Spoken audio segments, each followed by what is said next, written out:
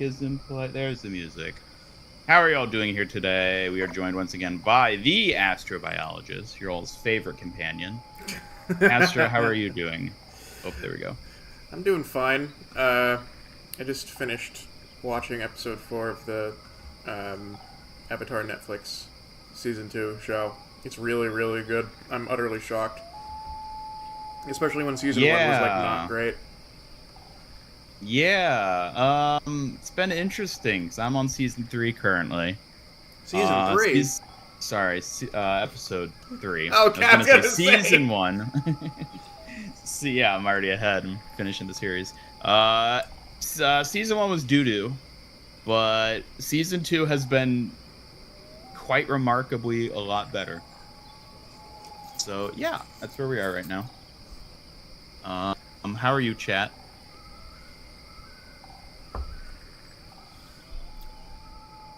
Say that knowing you can't answer, but hello, chat. Okay. Yeah, we got plenty of exciting topics. Astro, why don't you break us down what we're doing today? Okay. So, yeah, welcome back, folks. It's another live episode of Astro Radio. Today, we are going to be talking about Xion. Basically, not just her character and her kit, but sort of how she fits into, the whole leaks thing, or doesn't fit into it. We're going to be talking about the new Neon Junction map. Honestly, that's gonna be Ian's thing. I don't have tons to say about it, but and then we're also going to be talking about Ultra Skins and that whole mess. So that's the plan. Indeed. And we will be climbing a mountain while we do it. That's true. We will be, and getting. So I hope you're all ready. Progressively angrier at each other. I think you're the one who'll be getting angry. I mean, I will once we get to the Ultra Skins. Exactly. Alright, let's get the lobby set up here, and then I can toggle things over. There you are.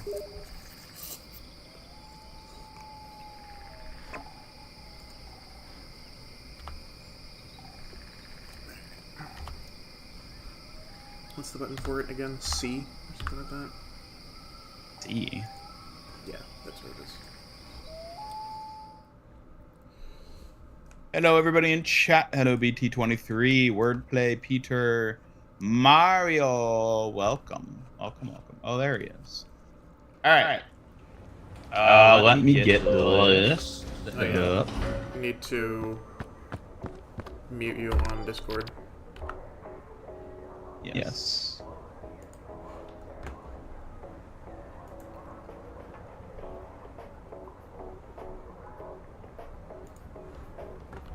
There we go.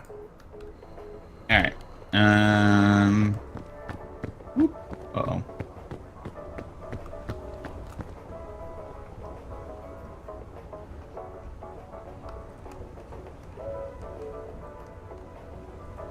Quick toggle setup, so we'll just have to do it like this. Okay. And then there's Astro.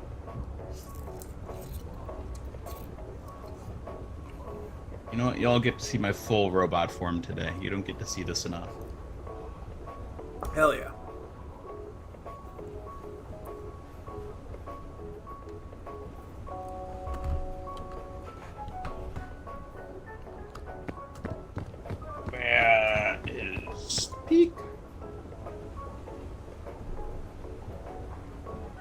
Oh yeah.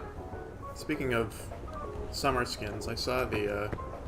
I did check out your Orchid summer skin. What'd you think?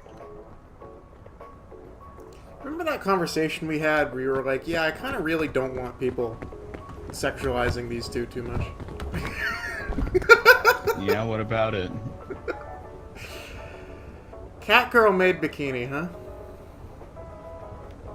Okay. Yes, and Alright. Whatever you say, man. yeah, now that Orchid and Suki get summer skins, where's Astro's summer skin? I don't know what your reaction would have been to the look on my face when I saw the Orchid skin. But it was a look.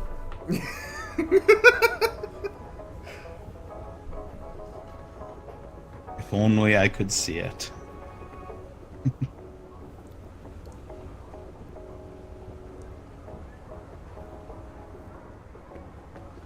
Alright, well,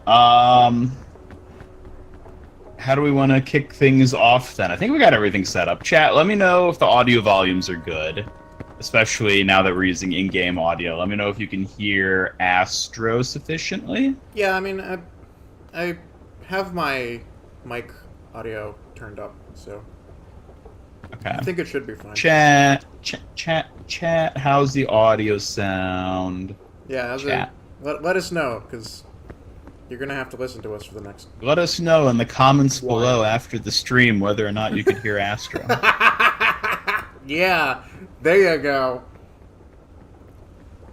Hello, Ricardo. Welcome. Welcome.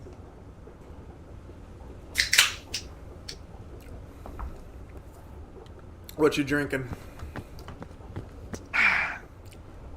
And Alani Pink Slush, which is an energy drink. I was just going to say, what the hell is that? I have, I went to my favorite store yesterday, Costco, and picked up a huge-ass thing of, instant ramen cups. So that's, Hell yeah. That's what I'm eating right now.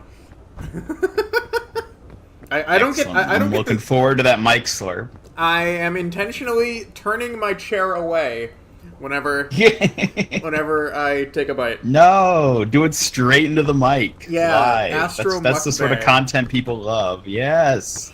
No, but I also... The problem is that, like, I've had so much of, like, the basic top ramen throughout my life that, like, I think if I have any more, it'll probably start killing me. So I've had to, like, suck up the fact that I have to spend, I don't know, an extra $4 on something, on, like, the Shin ramen stuff, because that's marginally better. Yeah. I mean, if it's ramen, like, you know, you might as well splurge. Splurging equates to, like, $1. So. No, exactly. Tonkatsu?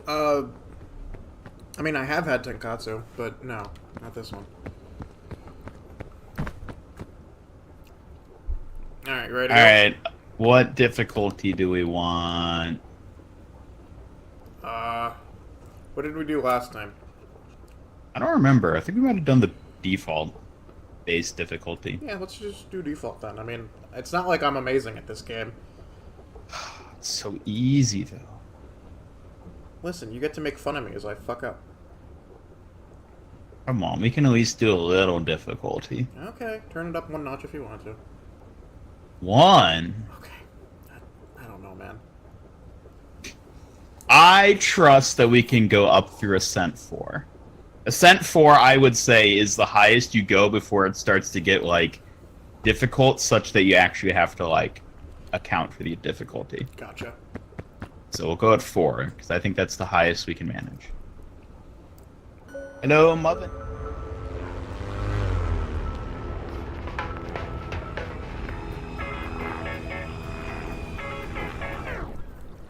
Alright. Alrighty. Chat, I'm assuming y'all can hear us. If you can't, this will be very unfortunate. But we are now away. Fuck that. Yes, where's the... Oh, there we go. Okay. Alright, so... I guess we start with Shion? Sure. Okay. Her kit, I'm unimpressed by. Her character, I really like. I will say, I was talking with our friend Jazz, and she made a very good point that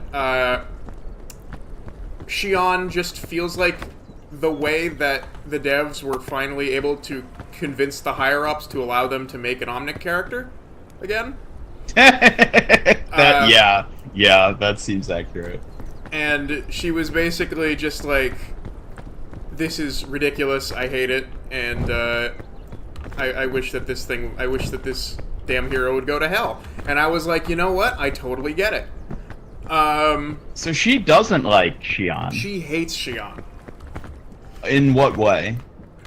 Because of what I just told you. Okay. But honestly, I completely understand. Like, this character is so obviously like we need to make like a conventionally attractive woman, but we would also like to make it an Omnic, so you know, we need to please the yacht gods. Mm-hmm. So they ended up with Xion. Now the thing is, what they came up with was really good. That's the thing.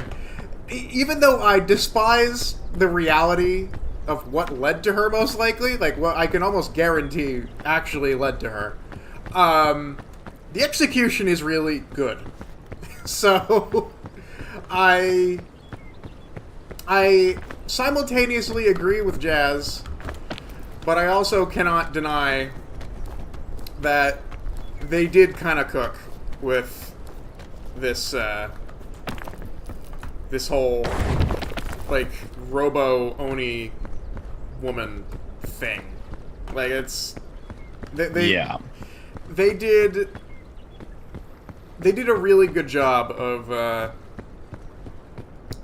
making her uncanny, which I think is really sort of actually impressive. I would have expected them to miserably fail at that, but they did not. So that's good. I'm a little confused about what she can and cannot actually do. Can she actually move her mouth? I don't know. Like, what's the...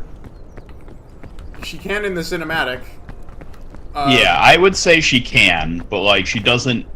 I mean, I actually haven't checked whether, like, her mouth moves when she, like, flinches and gets hit in-game. I don't believe it does. Like, talking... Like, because no hero, like, moves their mouth in-game when they talk. Correct.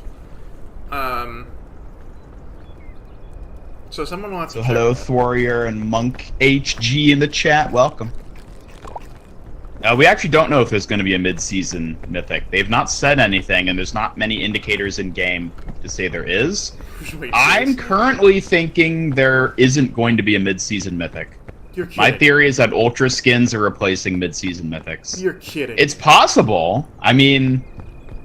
So the two things that suggest there isn't is that the Battle Pass for the past few seasons has had, like, sprays and stuff that point toward the mid-season mythic. There's none of those in this current Battle Pass for Season 3.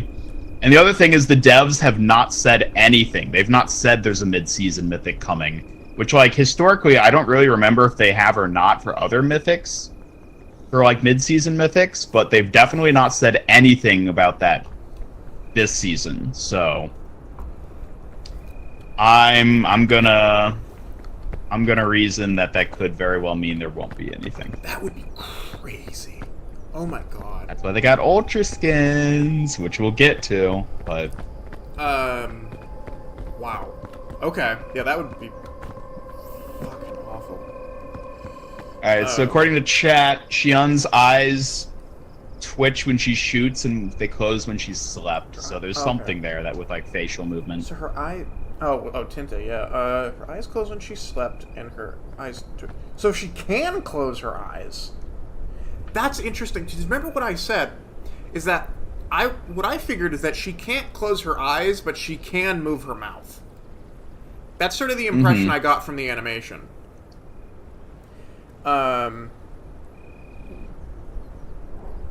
But because like she gives like that creepy ass smile in the animation, and I really liked that. So I kind of hope that that is something that isn't just like an artistic oversight in the animation. Okay, yeah. I mean, I absolutely. Oh, hi, Wordy. I absolutely love like the design of like the Oni mask, like because she's like properly insane. Like, it's so good. I mean, if good is how you want to describe that. She is.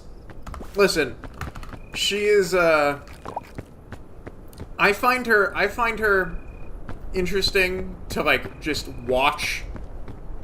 In like the same way that I find Azula interesting to watch, where I'm like, damn, this woman is fucked up. Like, you know what I mean? Yeah, no, I definitely get that. Oh, it's a yellow crisp berry. You should grab that. Those are good. I just placed one. Yeah, and I mean, I feel like I have. Okay, I feel like I have the same reaction to that as well with like how I react to Azula, which is like, I don't really like this person. That's so interesting. This sets off alarm bells in my brain. I don't like this person. Well, that's the thing. It's not like it doesn't set off alarm bells in my brain. It's just that I understand that this is a fictional character, and so I'm like not that like disturbed by it. Like it's whatever. Okay, I guess I'll eat this. That's fine. No, like obviously, if I ran into someone like Azula in real life, I'd be like, "What the fuck is wrong with you?" Like, I'd hate them. But no, as fictional characters, I love characters like Xion. So it's See, that's the thing. That's why I'm not willing to. Like, I'm kind of sad that like Jazz feels the way she does about Xion, because like I do think Xion is like a cool character, even if there's an angle of like, oh, this is the only way they could make like an Omnic. And the other thing is like, you know, you said that she said it was like that was the only way they could convince the suits to make an Omnic. I think it was also the only way they could convince the player base to make an Omnic in a sense too. You kidding? Because like, people love have you seen the sheer popularity of Xion versus like other recent Overwatch heroes?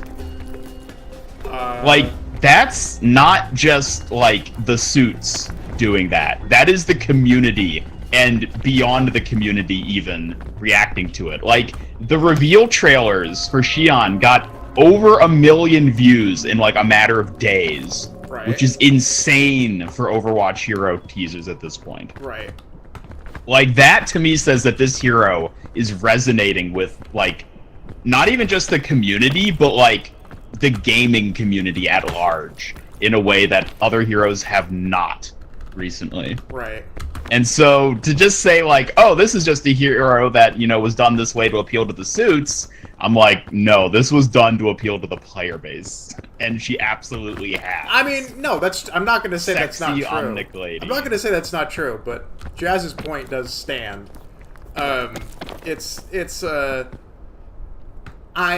will say, no, I totally get why she's popular. She's a cool character. But I'm not sure I agree with this idea that this is what it would take to make an Omnic popular with the fan base. Like, people love Ramattra and Zenyatta. Yeah, but only... I think the cutoff is that Ramattra is super popular in the Overwatch community. I think Xion is popular in both the Overwatch community and outside the Overwatch community. Because she's a sexy robot lady. So, okay. I guess that makes sense. Yeah, I mean, it's not like I haven't seen that happen before. Yeah. Okay, yeah. No, that's fair. Granted, I actually would kind of maybe disagree on Zenyatta, because I have seen so many people who, like, don't really play Overwatch who just love Zenyatta by his like design alone. Yeah, but Zenyatta is very different because he was a launch hero, so he's been around forever. So he had that same, you know, advantage of being there when the game itself was at its peak popularity. When Overwatch at large was like popular and being talked about in the whole gaming sphere instead of just like the Overwatch gaming sphere. That's fair. Yeah, that's true. So where are you? Climbing up towards this bridge. Okay, so I think you're above me. Yes, you sound distinctly beneath me.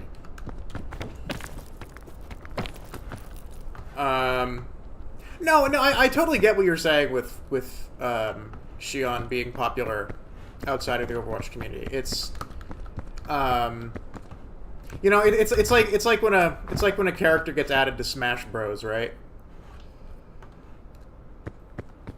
Hello? Oh no, you are below me. Oh.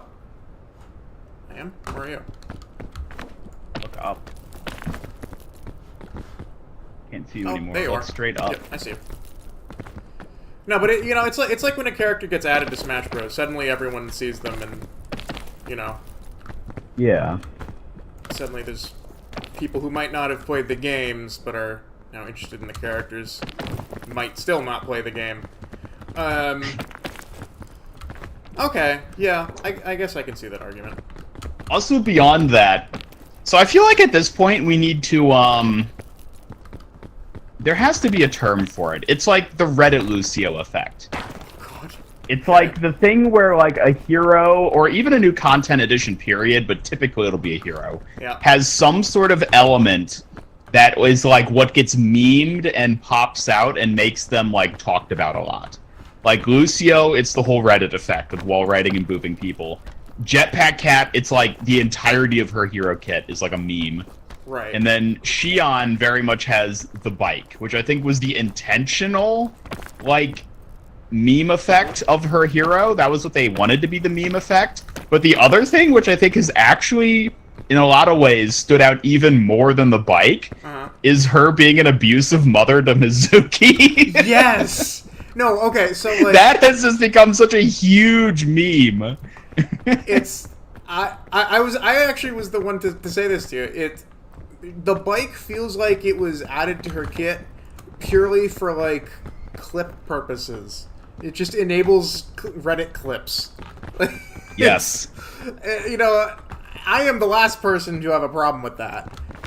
You know, Doomfist main in Overwatch 1. But it's, yeah, no, it does feel obvious that that's what they're going for. And which, in a way, does kind of sting, because, of course, now they're going for it, now that they've removed Doomfist, the king of clips, from the game.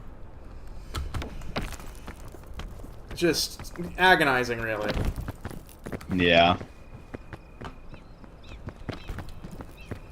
Which does make me wonder if this, not the original Overwatch 2 dev team, but this dev team, would have a different approach to Doomfist, like Overwatch 1 Doomfist. Ah, that's a good question. I don't know. I need food. There we go. There we go. Chat, I'm curious your thoughts on Xion too as we're talking about her, because we mainly been talking about like her as a character, but I guess the other thing is, give me a hand, give me a hand, give me a hand. Thank you. There you go. Gameplay-wise, which, you know, we've kind of touched on, but, like, you mentioned your thoughts, and I'm curious to hear you elaborate on your thoughts on her gameplay and kit-wise. I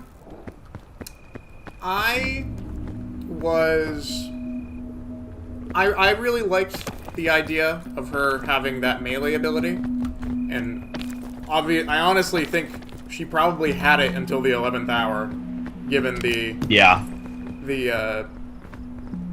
silhouette that she had, as well as the animation having her like powering up when she stabbed Sojourn. Yeah, I mean, we literally see her whip out a melee in the animation. I 100% agree. I think she did have a melee, and I'm kind of disappointed that I haven't like seen much from the content creators who got to play her back at Spotlight, or at least saw her. I'm not actually sure if they played her, but they at least saw her back at Spotlight. I've not really heard any of them speak up on like what they saw versus what we got now. So like, I'm curious if they could provide, like, people who did go to that could provide more insight into like what she used to be. And that kind of brings us around to the leaks, right? Because yes, a lot of people saw what Shion actually ended up being and went, "Oh, so the leaks were wrong."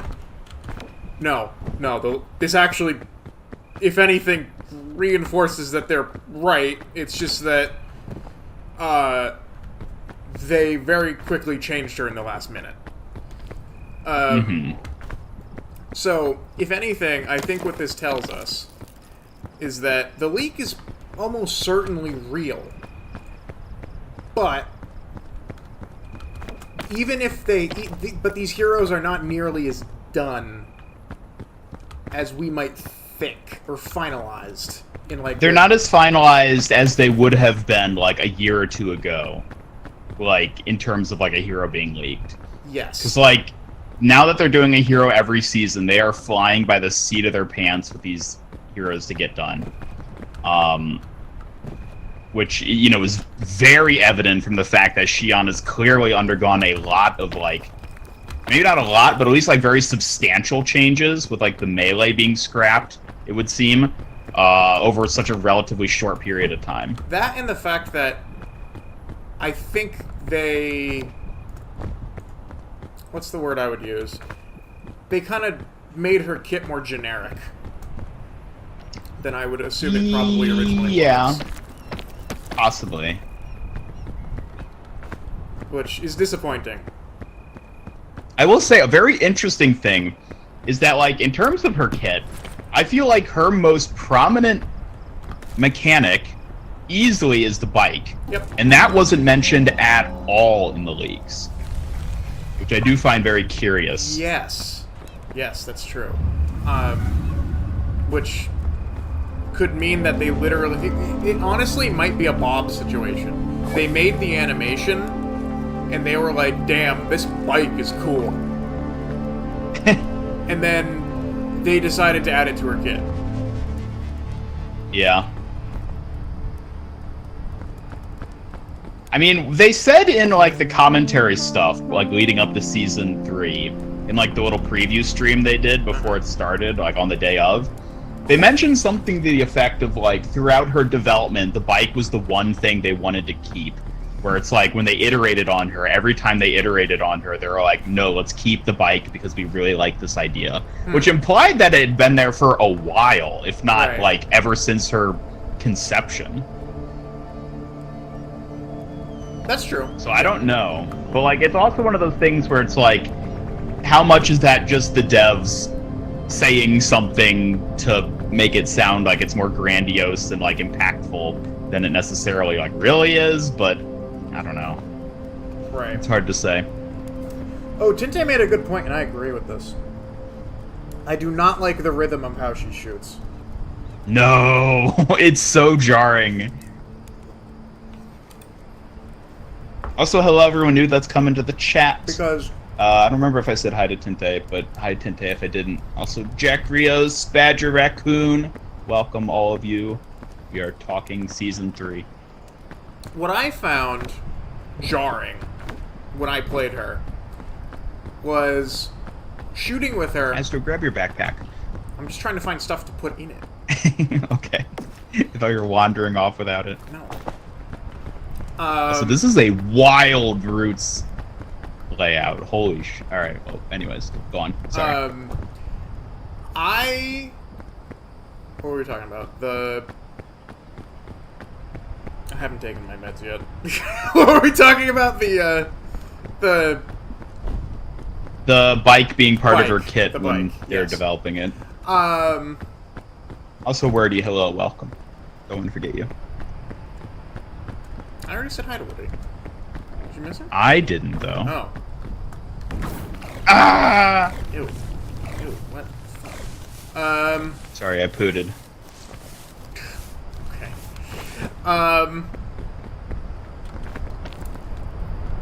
Yeah, no, that's also entirely possible. That they were just like, man, it sure would look good if we took this thing that is evidently going to be the thing probably people are going to like, and then like hyped it up as the thing. Oh, this is the thing we wanted for her from the beginning. You know, I've gotten to the point in my Overwatch career where I kind of assume that the devs are always at least 30% bullshitting.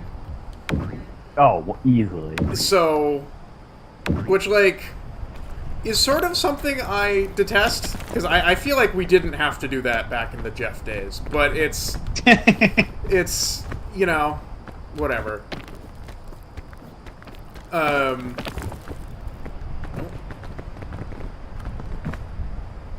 Cool, thank you. No, I basically kind of take whatever they say with something of a grain of salt. Come here. Return the favor.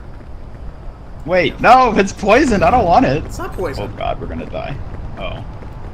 I thought you were punishing me. No.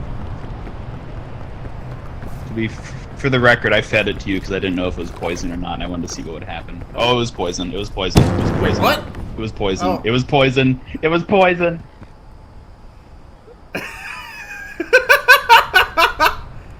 How you doing? Alright, I almost died, but I dropped my backpack, so I have a bit of stamina. We'll have to wait a second. Okay. Button Anyways. Shroom. Button shroom. These are good, right? Sure. Hope so. Oh, the rhythm of how she shoots. That's what I was trying to remember. Yeah, that's what it is. I'm so dead. tired. Okay. So, what I was gonna say is, no, I totally agree with that, because when I first got into the practice range with her, and I pressed the fire button, I was like, wait, what just happened? Oh. I was literally just like, what just happened? Because I pressed the button, and I was like, okay, she shoots. It's the other gun now? Wait, what? Like, how does this change back and forth? It felt... Oh. Yeah, it's like three each. It's like three on one side, one on the other side. Yeah, no, it does. And if you go on a map like no one who would ever fire two pistols together like that would fire them in that sort of way. Exactly. By the way, I am currently at the bottom of a hole.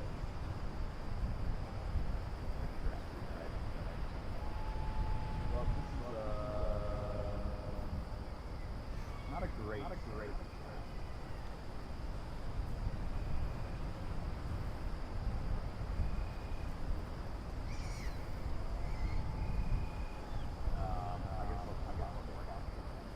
Yeah, the three on one side, three on the other, so unknown. Like at this point, I've played her enough that I've gotten to it, whatever. But like that's such a bizarre choice. Cause like that's such an unnatural fire.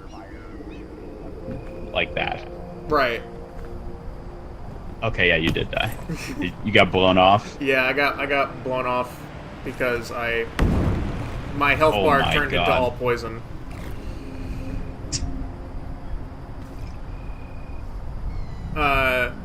Yeah, no, it's such a strange, because what I was trying to figure out was, which gun did I just fire a bullet from?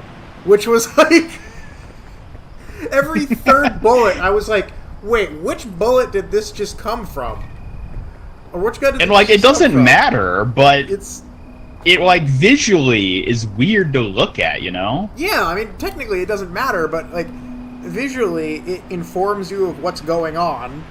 And so I'm like, oh, wait, what? So, yeah, no, 100%. Another thing the leaks mentioned is that she was basically going to be a new Cassidy, and, like, yeah, basically. Yeah. Oh, God. Oh.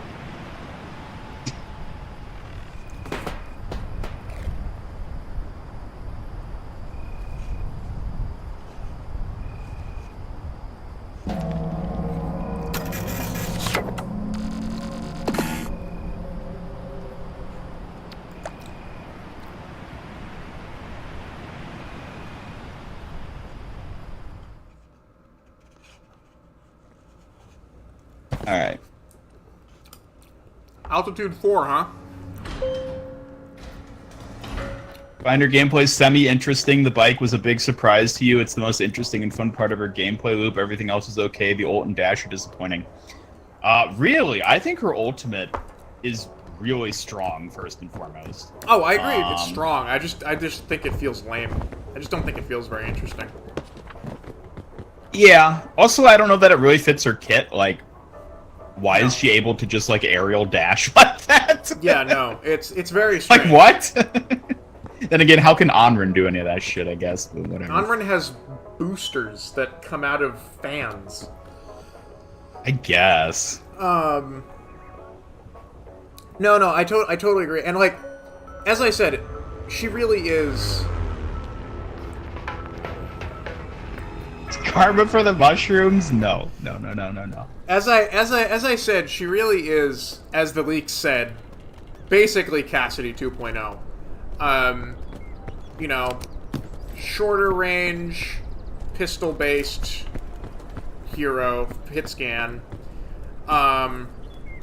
Unlike Cassidy, she's definitely higher mobility, but I mean, that's just Overwatch 2. Yeah. There's the whole, thing where she basically has a role. She basically has a combat role. It's just that it heals her instead of giving damage resistance. I don't believe it reloads her guns, though, does it? No. Yeah. You're talking about just the little dash ability? Yeah. No, it doesn't reload her guns. By the way, I thought that ability was mad funny when I saw it, because I was like, isn't this literally just an exact copy-paste of what Lifeweaver has? Isn't this literally a copy-paste? It's Hanzo's lunge again. But, like... It's not only Hanzo's lunge again, it's, you know... Lifeweaver's heal, but dash. it doesn't heal. It doesn't heal. Lifeweaver's heals. Shion's gives her over health. Big difference. Okay. Big difference. Yeah, actually, by the way, this means that we now have 2 Japanese characters that can't wall climb. I know. They almost outnumber the ones who can at this point.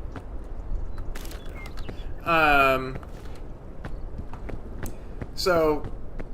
Yeah, I was kind of laughing about that when I saw it, because I was like, this is like, let me copy your homework but don't make it obvious, ass, like, hero design. Especially with Cassidy. And, like, I honestly found the bike sort of funny in, like, a hero that is apparently supposed to be, like, a Cassidy 2.0. Because, like, Cassidy has that hover bike that he stole from Ash. Yeah. Yeah. So I was like, huh, interesting. Tinte brings up a good point. She has a minor perk that reloads 9 ammo when she dashes. Oh, great. So perk. It can reload. Oh. But it's a perk. And it's, like, objectively worse than the other perk. Because the other perk buffs her most busted ability, which is the execute ability. Right. Yeah. That is the... Okay, this... I don't know how controversial this is. I'm actually kind of like whatever about the bike. Dash slop and block slop. Yep, Overwatch 2 in a nutshell. I'm honestly kind of underwhelmed by the bike. Like, the bike is funny, but I don't find it that entertaining to use. It's like... I don't know. Maybe I'm not the intended audience there. Yeah, I mean, it's kind of what I was worried it would be, where it's like, it's a cool idea, but, like, in execution, it's just sort of, like, limited in what you can do with it. Because, like, you obviously can't just have, like, a giga-strong bike that you just ride around the whole map. It's not, you can't, so, you can't just be like Wario. Like, it's... Yeah, exactly. It's very limited in what they could actually do with it. And so it is what it is, and it's like, nah, I mean, it's not that satisfying to use. I will say...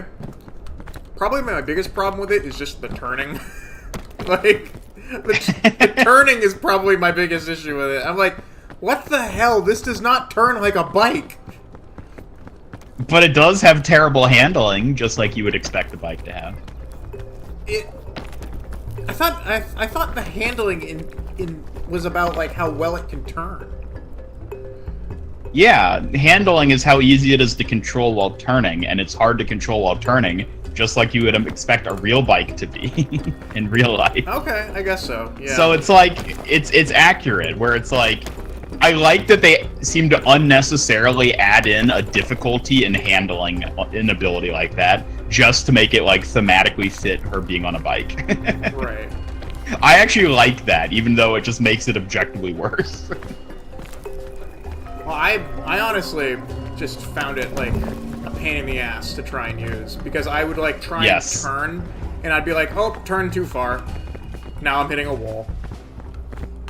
Malga runs faster than a motorcycle. Oh my god. Yeah. I mean, yeah. Yeah, I guess he probably does. Doesn't shock me. So yeah, overall gameplay-wise, I've been playing a decent bit of her, largely because she's very good.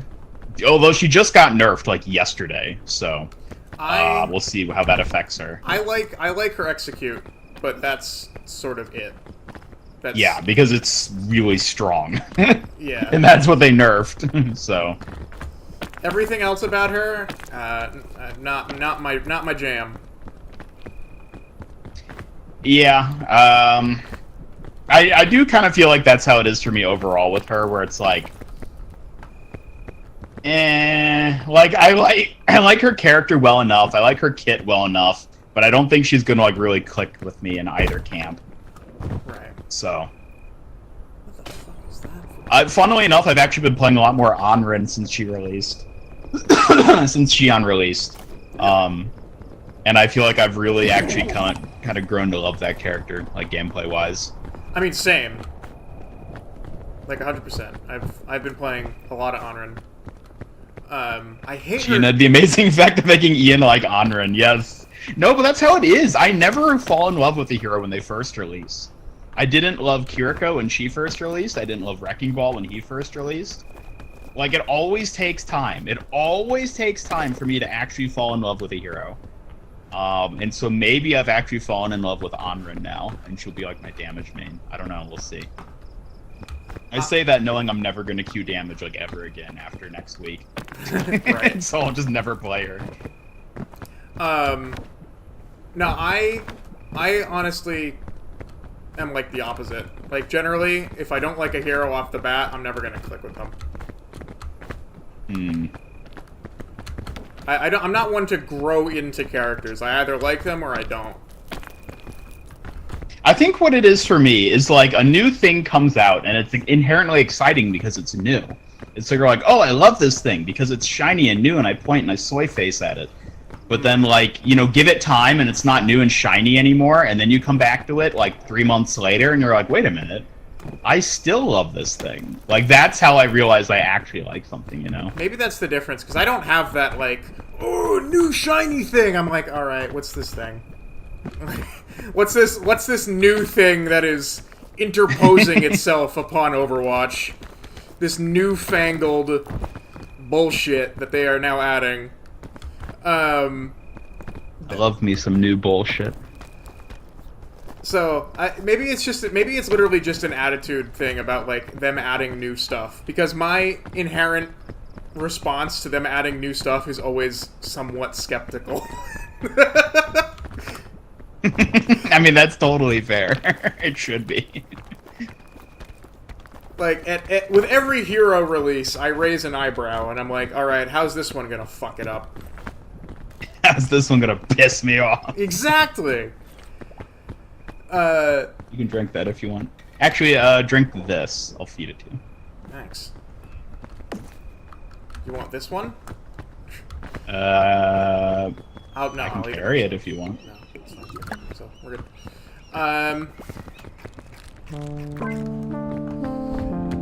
Yeah, no, I'm so far... so far, the Season 2 and 3 heroes have not impressed me. They just seem too generic, you know? In terms of their kits, they're too generic. Okay, yeah. Yeah, I think that's fair. Another thing, going back to the leaks as well, because like I feel like we can sort of talk about them because like Yes. everybody has seen the leaks at this point. Yep. It's been months. All the information that was leaked about the other heroes, Demon and the others afterward, that is just as, if not more, subject to change than what we saw happen to Shion. So like all the stuff about Demon introducing a new health type and being able to fly and being Angela from Rivals, that could be radically different from what we end up actually getting 2 months from now. And they've made it pretty obvious that it is going to be Demon. Oh, 100%. It's going to be Demon. Either that or it is the biggest, like, red herring they've ever whipped out. Right. Like, there's, like, a tiny shred of me that thinks it might actually have something to do with the, like, Neon Junction mech and, like, that girl that we see on, like, the different posters and stuff. Oh. Like, they're gonna blindside us with some weird thing where, like, Demon dies in combat and then this, like, other character steps up, but, like, realistically, I don't think they're gonna do that. It's just gonna be Demon. It's just gonna be Demon. Yeah, no. Everybody loves Demon. Everybody is excited for Demon. So, of course, they're just gonna do Demon. They're not gonna be original or nuanced or different in any way with it. No, to be fair, I think that is I think that's a good reason to make a hero. To be fair, I'm of the opinion that if people want a hero, a character as a hero, they should at least try to do it. Yeah. I'm just excited for everyone to hate her within, like, a few days of her releasing. Oh, totally. But, you know... As has been the case for every popular new hero that people have wanted for years. But, you know, that's the thing, right? I tend to really like heroes that have been, like, characters previously. That's just, like... I don't know why that's the case. It just tends to work out that way.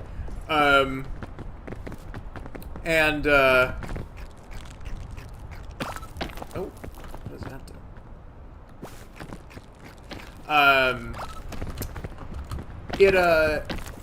I do anticipate that people are going to, like, hate her when she actually comes out, but that's fine. Yeah. Hello, Double Edge. Welcome, by the way. I do agree, though. Like, especially the characters that are further out, like, you know, Hive Mind and the Omnic Noir. I mean, even the leaks seem to give Omnic Noir and Hive Mind, like even the leaks felt like they didn't really know what those heroes were gonna be. Yes, exactly.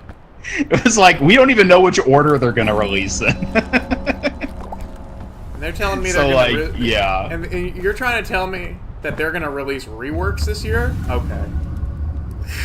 Oh, that's the other thing. Yeah, when are we gonna see those? They're not happening. They're not happening. The chances that they happen, I think, are minuscule.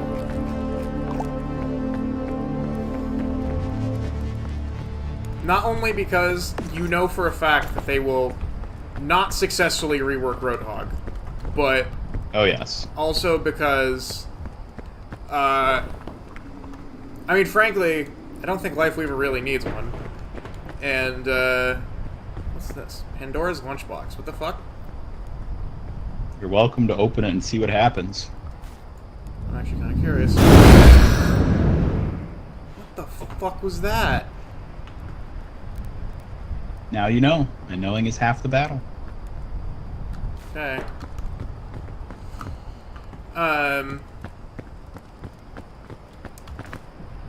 Yeah, no, it seems I know they said that they have these systems now. It makes it easier for us to make heroes more quickly. That's great and all, but obviously it's not that much quicker, or else you wouldn't be struggling to keep up like this. I mean, as long as they get it out the door with the new season, that's all that matters, right? Yeah. What is it, like, minimal viable product is the term in, like, development for... You know, I forget the exact term, but it's basically, like, what is the least amount of thing we can deliver? Oh, you know, just that exact thing that's been plaguing the video game industry for a decade. Uh-huh. Man, people love unfinished games, right? I have a grand scheme. Check this out. Okay.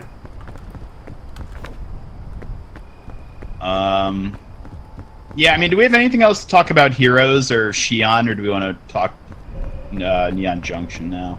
I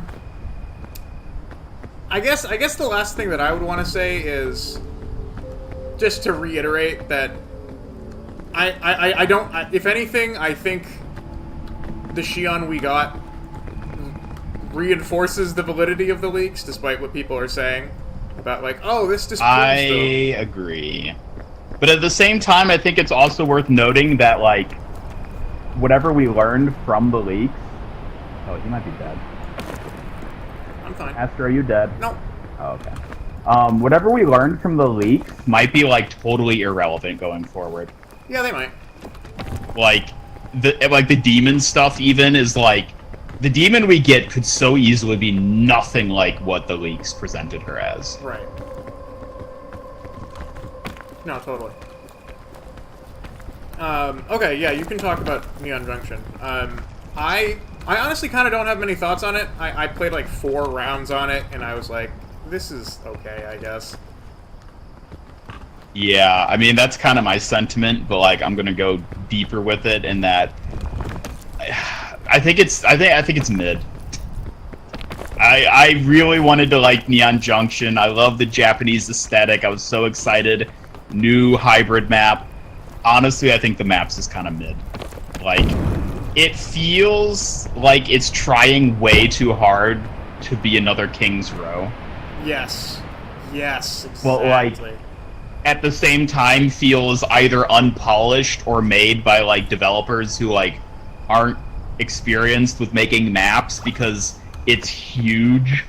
Like, it just genuinely feels like the map itself is scaled, like, too big for the game. All the walkways and everything is just massive. And, like, I don't understand. It feels weird. It just feels weird being on the map because of that. I mean, and it's, like, really jarring in a lot of ways. Like, playing Wrecking Ball on Neon Junction is very weird because you try to, like, grapple to something, but then everything is, like, out of grapple range. Because everything's farther away than it feels like it should be in terms of, like, walls and objects you can grab with your grapple. Right. It's such a strange experience.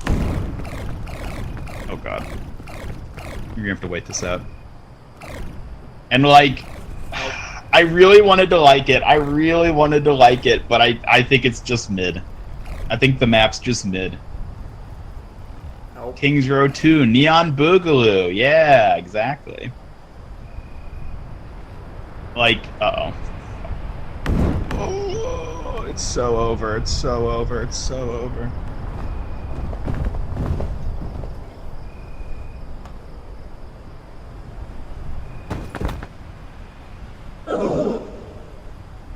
Great. All right.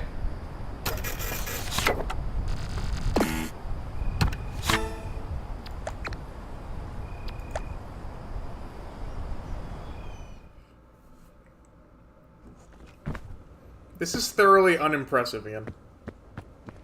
What do you mean?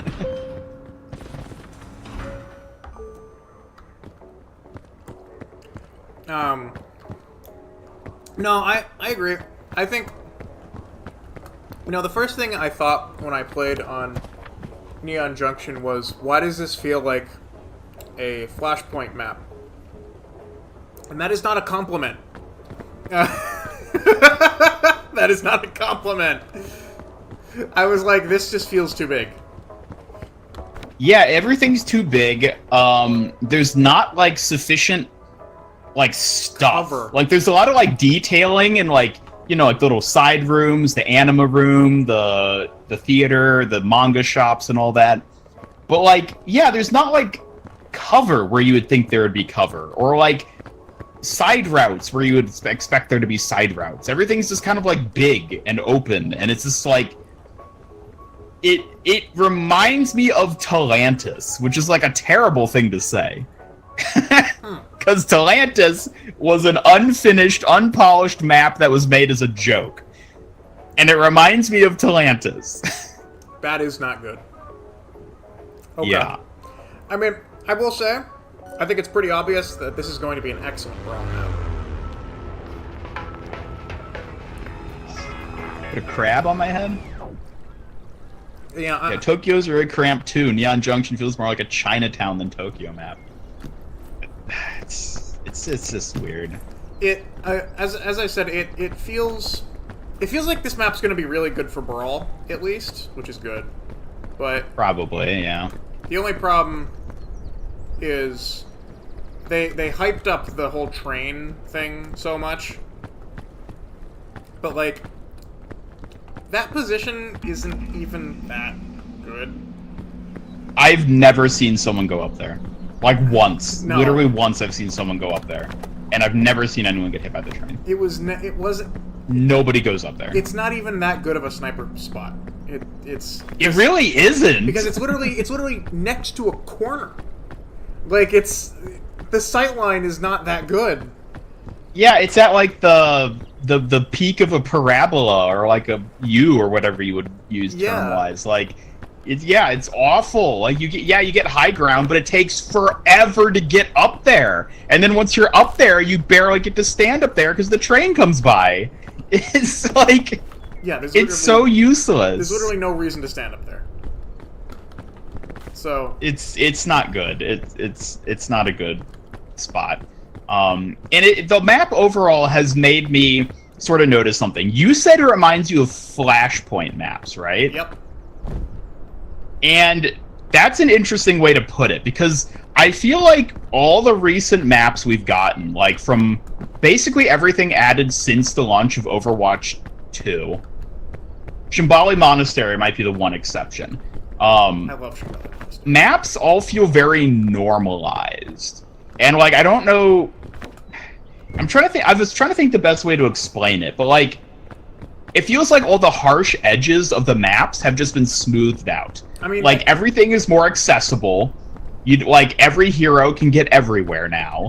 Yep. Everything is just sort of like nice, and like there aren't any like very cut off like side routes. Everything is just sort of like very central and very open.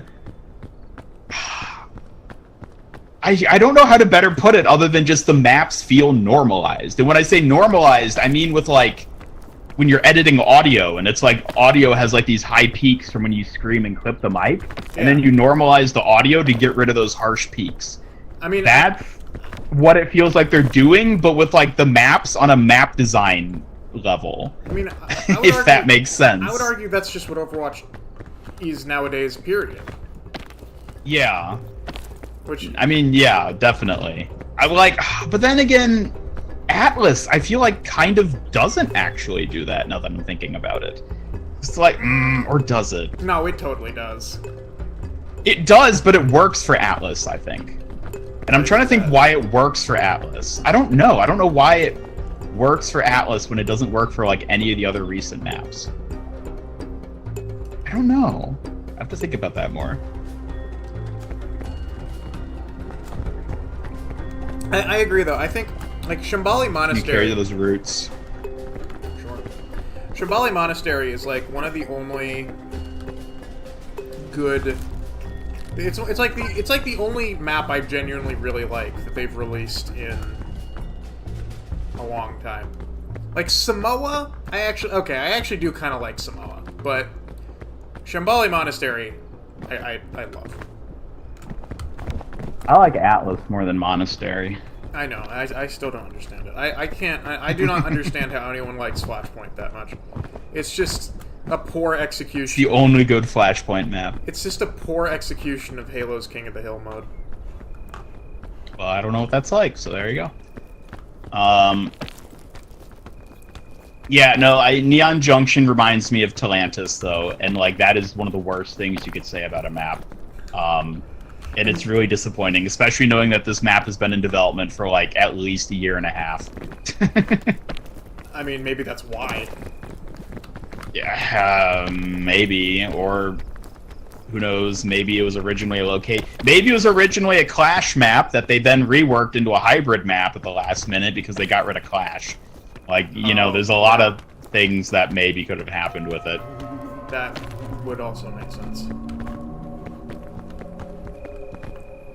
Yeah, it's... I don't know. I'm like, I don't hate the map. No. It's not like Numbani, where I, like, dread playing on it. Maybe eventually it'll get to that point, but, like... It's just mid. Like, it's just mid. Like, it's like, okay. It's another map in the pool. It's fine, I guess. But, like... I don't know. But that's my Neon Junction rant. That wasn't a rant at all, but... It's generally unremarkable. It is. It feels poorly designed, which is that's just it. I'm not even like mad at it. I don't even hate it. It just feels poorly designed. Yo, get your backpack over here. We got it. Yeah, a lot of good shit actually. Like, this is good stuff. Energy drink, granola bar, bandages. If you have any hunger, eat some of those berries. Yeah. Bandages are overrated. We don't need those. I think we probably need bandages then. Fine, I'll carry them for you. Do you have any pocket space left? You can carry that drink if you want. I don't really use energy drinks, so I say as I drink an energy drink in real life. There we go. Okay. We're good. Feel like we need more unique maps, like it's the future. You want to have a map on an airship in the sky. Yes! Yeah.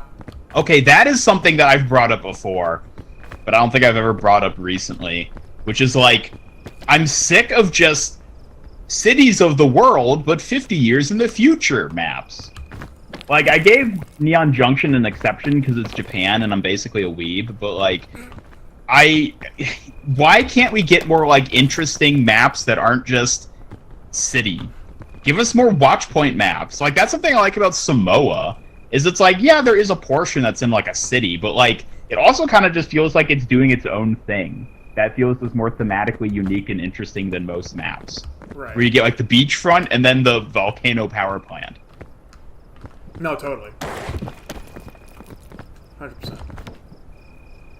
I totally agree. And like that's why I've been so excited for the Atlantic Arcology, because that's presumably going to be something very different and very sci-fi as well.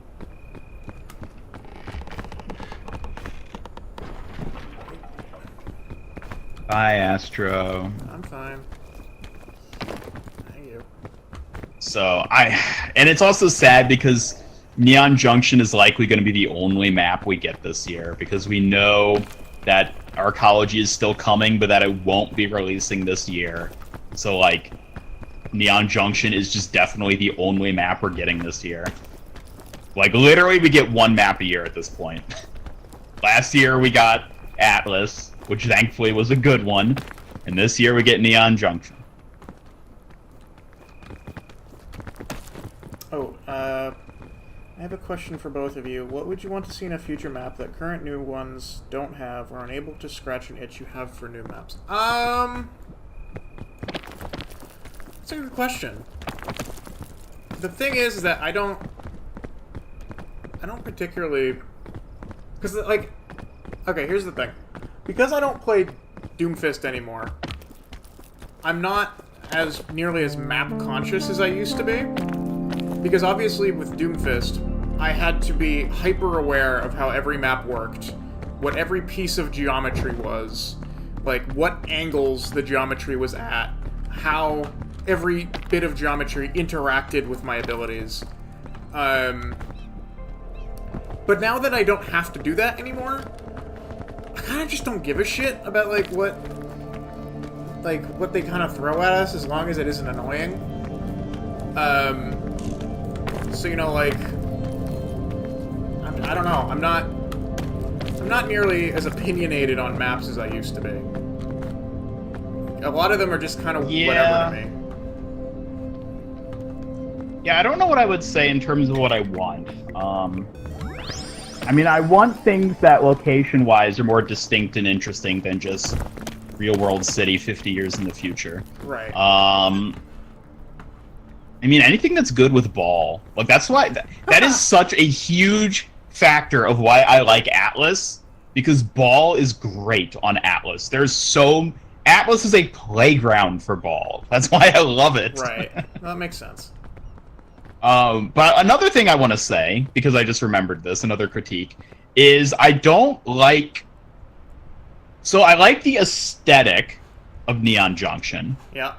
I don't like the visuals of it, though. It's too saturated. And this is something that I first noticed with the rework of Antarctic Peninsula, which I have come to actually despise. Okay. I hate the reworked Antarctic Peninsula. I think the original was way better.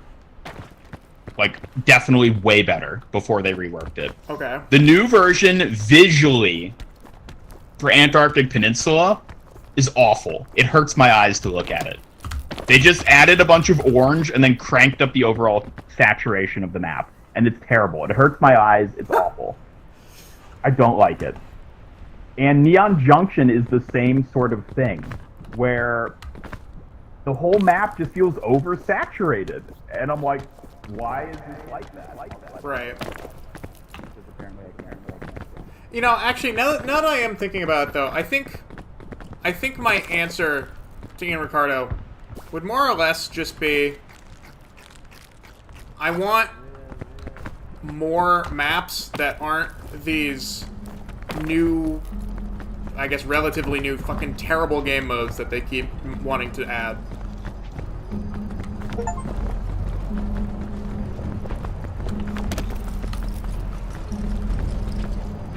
Excuse me.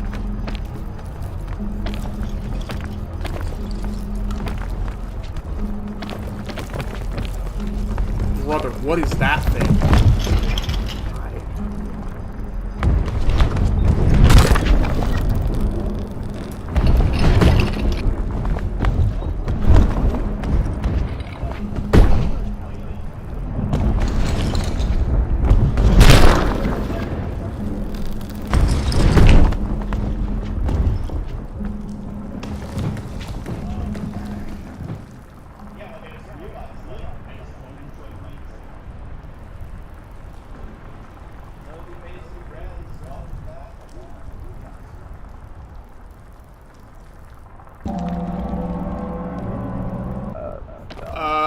I just got fucking murdered by a skeleton in a Scoutmaster costume.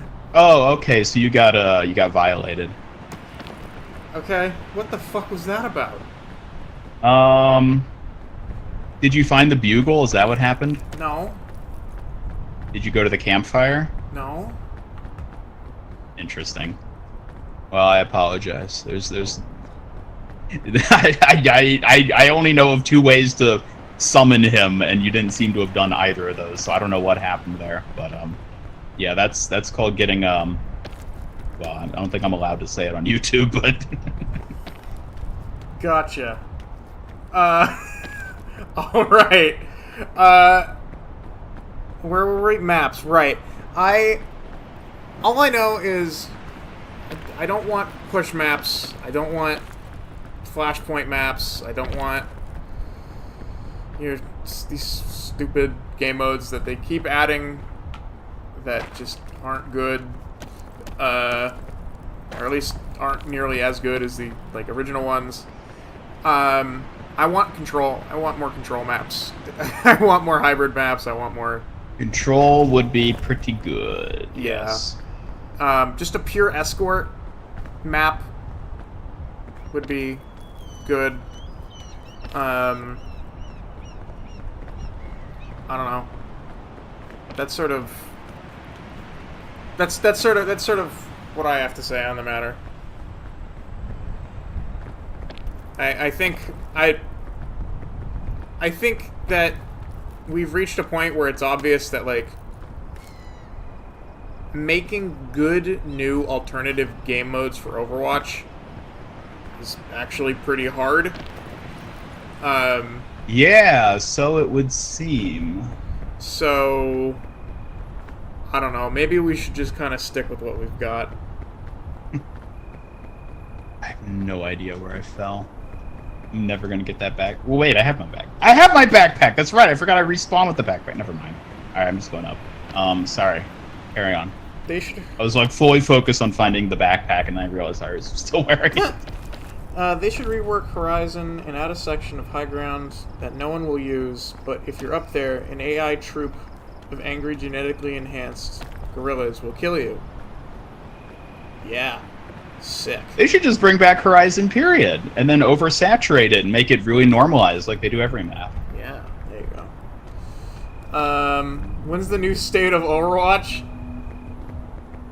I don't even know if I have the heart to do State of Overwatch videos anymore. Why is that? I don't know. I think I genuinely just don't care enough anymore. Fair enough.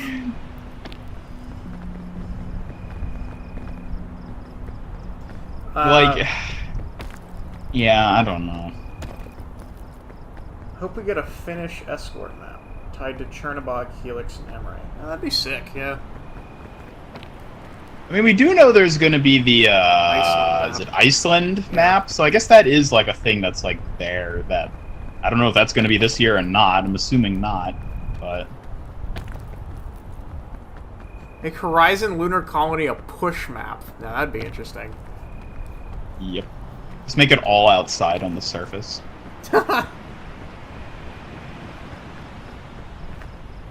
Oh, yes, I know we gotta be careful here. Ooh.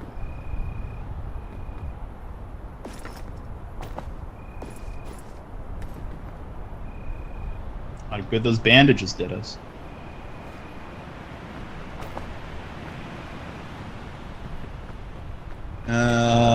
Yeah, does that do it for Neon Junction, then?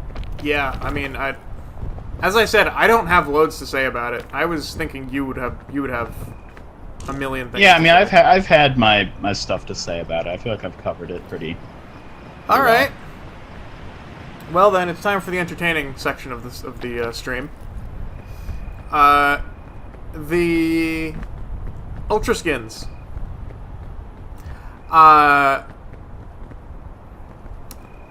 The best way I can put it is I've never met a single person on the Overwatch dev team. Yet somehow, this feels like a personal insult where they come up to me and kick me in the balls. Most definitely. This is the most blatant rip-off, like, cash grab. Like, Overwatch already is that, but it's like this is like the mask is completely off, and we just give us your money. Look, we put Kiriko in a maid outfit. Give us your money. It's like, genuinely, my attitude is like, fuck off. I love the meme of, like, new Kiriko skin. Okay, Overwatch. $35. No Overwatch! Exactly! I love that meme. It's so great. That's exactly what it was. Yes.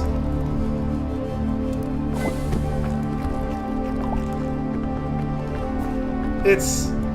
oh, God.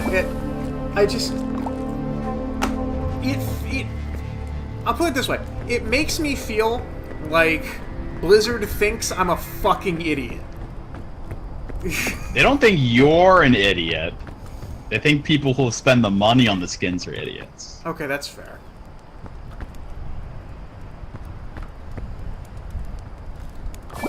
Like, I said it in the YouTube comments, and I'll say it here on the stream out loud. If you spend $35 on a skin, that is grounds for public humiliation at the stocks in the town square, where all of your fellow townsfolk take tomatoes and throw them at you.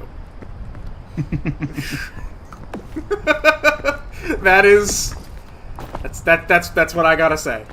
You are an actual clown, and I don't respect you.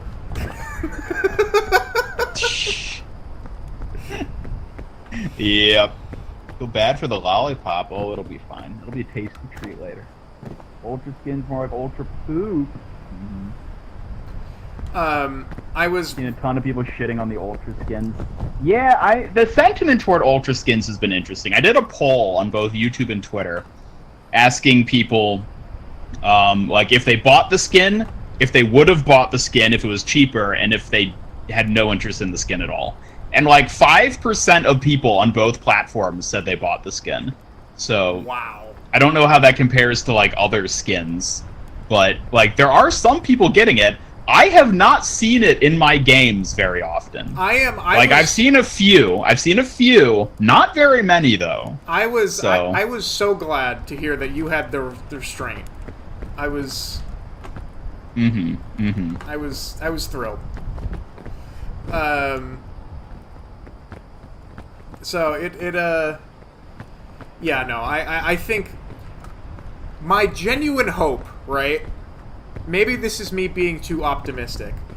My genuine hope is that this is like the thing that is like the bridge too far.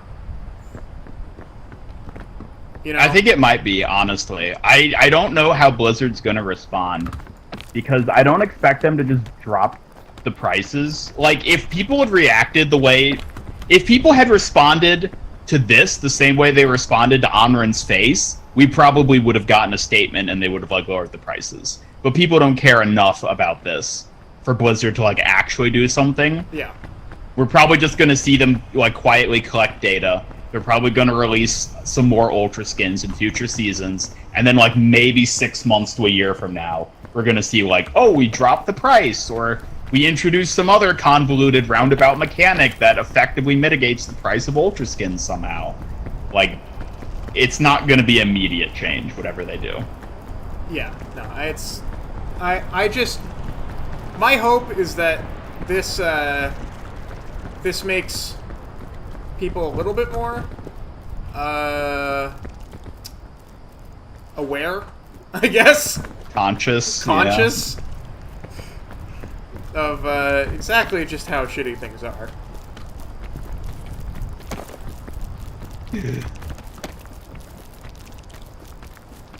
But no, I was furious when I saw the price tag on it.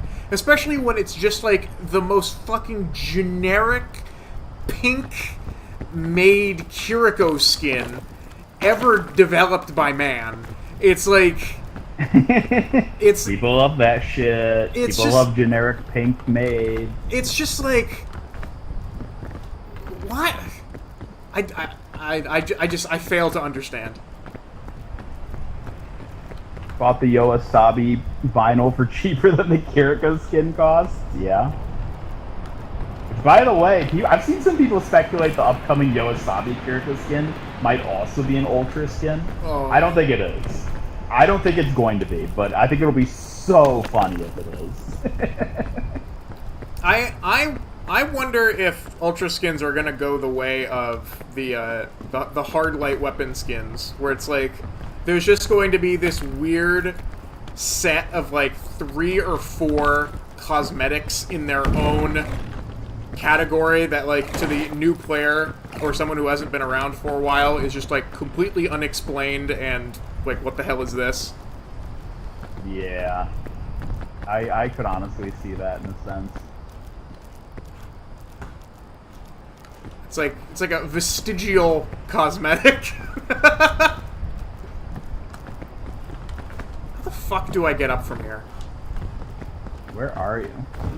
Near the beetle. Climb straight up. Yeah, I'm trying to, but I keep getting poisoned. Well, don't breathe in the poison then. Okay. Oh, there you are.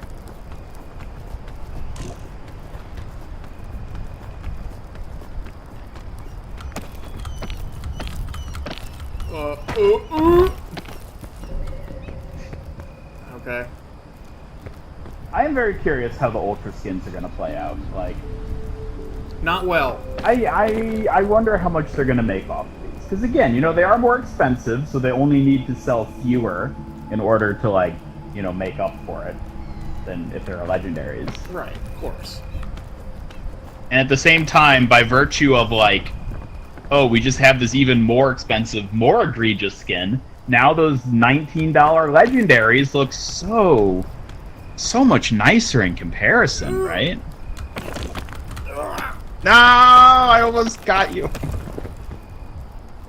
You need like a snack or something? Are you hungry? Yeah, I need a snack. Okay, let's wait for the wind and I'll throw you down some food or something. See what I got. And... Are you still down there? Yep.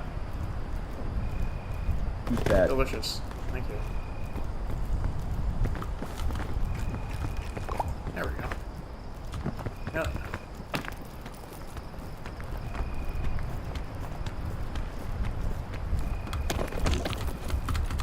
No. What? You still can't make it? No. Like, just barely. Let me try from here. Try going around the left side. Or, yeah, standing up on that root. Ow! Now I just hurt myself. You can stand on the mossy part of the root. Do we have anything- Recolor is better than an ultra skin. Depends on the recolor. Okay, I actually do have this and this. 1 second. Okay. Don't care about the price because you think about it, mythic skins are like $80. Yeah, but you can get them for like 10 via grinding the battle pass. That's the whole reason people tolerate mythics. Yes, exactly. No, there's I don't think there's much of an excuse for the ultra skins. They are so blatantly a cash grab that Yes. I mean, not that everything about Overwatch nowadays wasn't a blatant cash grab, but this is like somehow even worse.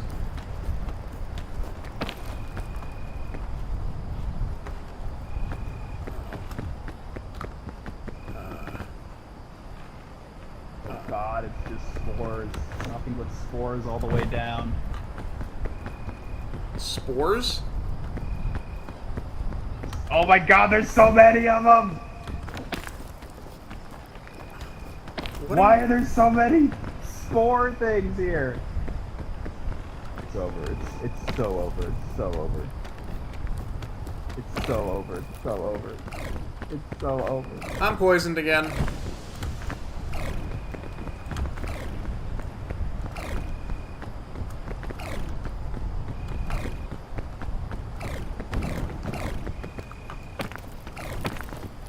Actually, if I stay on this, I think I might be fine.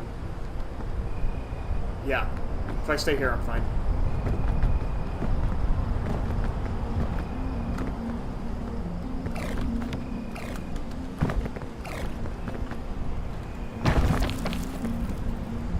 Where are you?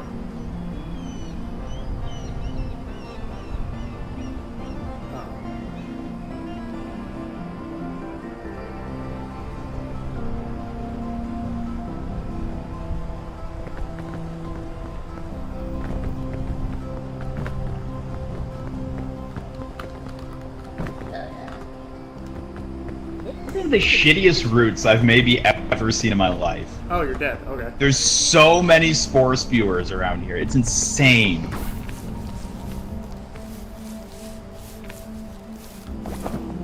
Oh. Yep.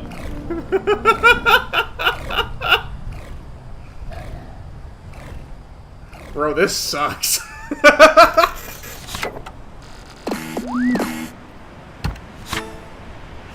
Oh my god.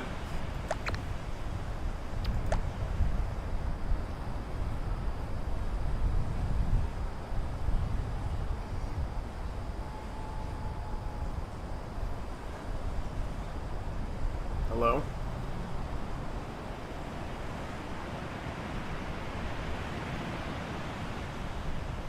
Ian?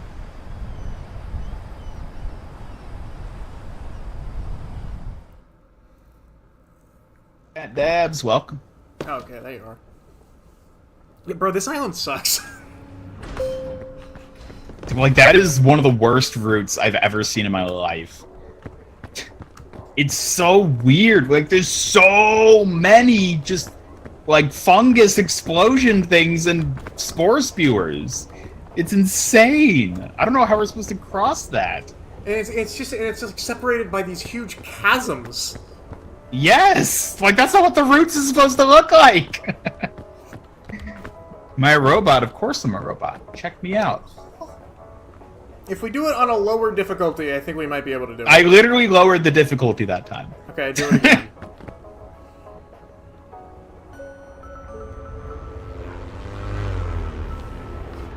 Yeah, no, but okay. Yeah, Ultra Skins. I don't know what else I can say besides my distinct hope is that this fails miserably. Yeah.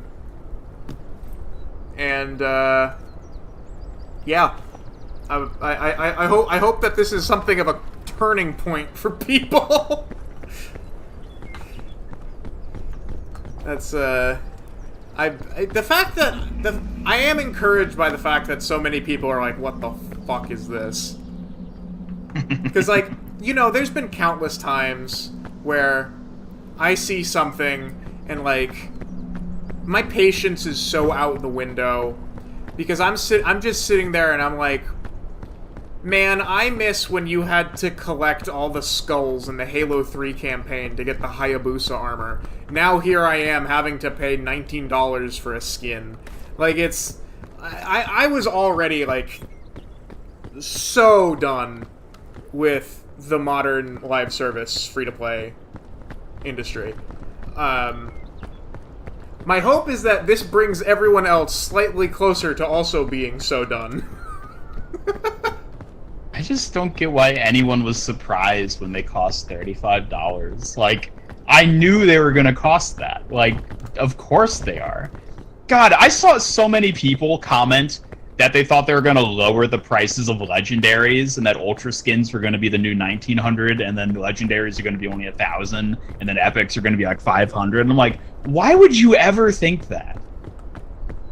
Yeah. Like, it wasn't even a one-off comment. I saw multiple people speculating they were going to lower the prices of other skin types with the Ultra skins releasing. I was like, why would you ever think that? Yeah, I don't know. That's not how this works. I think Ultras are insulting because they're barely different from some legendaries. Shouldn't a lot of legendaries be considered as Ultras now by the skin effects, like every collab skin? I mean, yeah, I guess you could argue that. Buy 60 nuggets for the price of one Ultra skin? I'm gonna be real, I think an Ultra skin might actually be worth more than 60 nuggets. It's like, you eat the 60 nuggets and then they're gone forever. And you just feel awful afterwards. Which I guess I would also feel awful after buying an Ultra skin, though. You can carry that if you want, yeah. Yeah,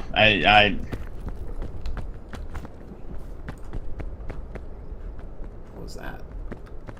The chubby shroom. Ah. Apparently they're always safe. Yeah, I don't know. I'm very curious to see how these ultra skins end up going. Because, like, obviously everyone is saying it's bad. Duh. But, like, I don't think we're seeing a tangible enough backlash that Blizzard is gonna, like, stop adding them. I think we're just gonna keep getting ultra skins as time goes on, and it'll just eventually wear people down where they're like, oh, I really like that new skin, but it's an ultra skin, I'm just gonna spend the $35. Like, I think that's probably their strategy. Really? You don't think people are just hello, Nana, welcome. You don't think people are actually just gonna get fed up with it? I mean, people are already fed up with it. So... People are fed up with it up until the day comes where their favorite hero gets a cool skin and it's an ultra skin. And then they're like, well, I do really like Xion or whoever it is, and so, you know, they spend the $35.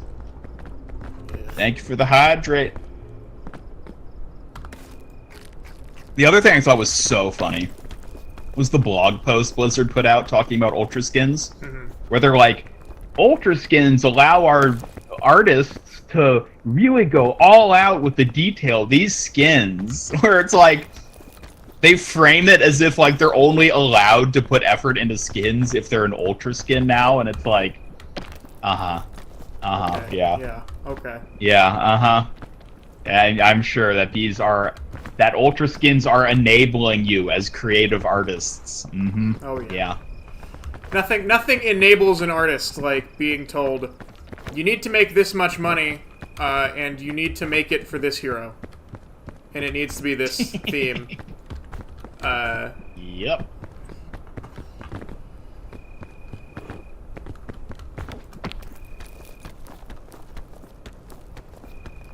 And like, can you hear me all the way over here? Yep. Okay. The other thing is that like I'm sure a lot of developers are like totally on our side with a lot of this stuff too. Is the other thing. Oh yeah, 100%. I wouldn't be surprised if You Aaron catch this? Keller is. You didn't catch it. What? It threw a snack at you. Oh, where? I don't know. It fell somewhere in the chasm between us. Okay.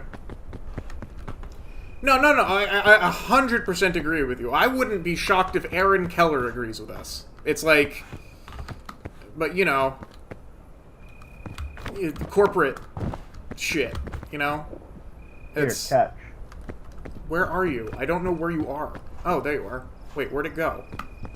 Over your head. Oh, okay. There we go. Thank you. I got it. Nice. But it's what we gotta do. It's what they gotta do. They gotta spend $35. Thank you for the bits. Thank you for the bits, Amazing Res, and also for all the Doritos and sugar. That's what I want to eat. Straight sugar. You won't see me buying one of those Ultra Skins for either of my mains. They aren't worth it. Yeah, honestly, they could release a sick as hell, like Sigma Ultra, or a sick as hell like Malga Ultra. Nope. If I have to spend $35 on it, nope. You know, if I just so happen to have, you know, have saved up 3,500 Overwatch coins throughout God knows how long, okay, sure. But I'm not spending money. And the battle passes are getting progressively worse. So it's just like, Oh yeah, they're awful now. Do you need to eat that? yeah. I do. Like, yeah, no, it's bad. I don't think skins are good to compare against consumables. Ultra skins are more expensive than Deep Rock Galactic Rogue Core, 8 gigabytes of DDR4 RAM, 1 to 2 outfits, a cheap monitor, etc. Yeah, I was actually You're getting for less than $35. I was actually thinking exactly that. I was like, damn, you could either get a shitty, overpriced Kiriko skin, or you could buy one of the greatest games ever made, Deep Rock Galactic, and enjoy that for years. True. Choose wisely. Who am I playing with? This is the astrobiologist. Why don't you introduce yourself, Astro? You never do that. And I feel like sometimes people don't know who you are. I just figure everyone knows me. Okay, yeah, hi, I'm Astro. I'm Ian's friend. I have a YouTube channel, and we sometimes do the podcast live that I do on Ian's channel. Yeah. There you go. What else can I say about myself? I say all the things that Ian wishes he could say. Mm-hmm. Because my ability to pay rent is not tied to Overwatch. It's true.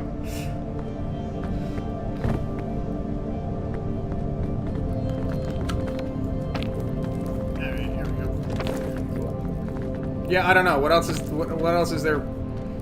No, I think that sums it up. Said? Yeah. Okay. Astonishing skin. Be one to say Kiriko skin with special effects. You just use your mythic skin and weapon. It's easier, cheaper, and convenient. Yeah, but the mythic's ugly. Really? Kiriko mythic? I Yeah. actually kind of like the Materasu skin. I don't like it.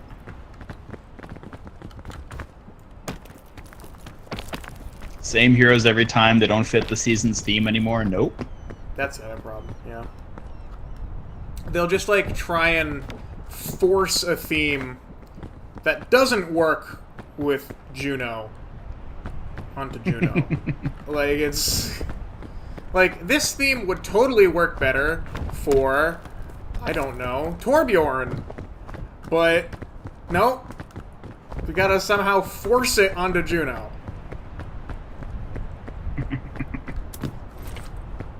Ooh, dude, we got 2 boxes of Scout cookies.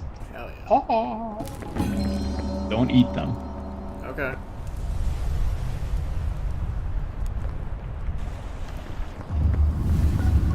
Look what I got. Yeah, not Now doing when one that of us again. dies. No, it's not a loot box. Oh. Oh, cool.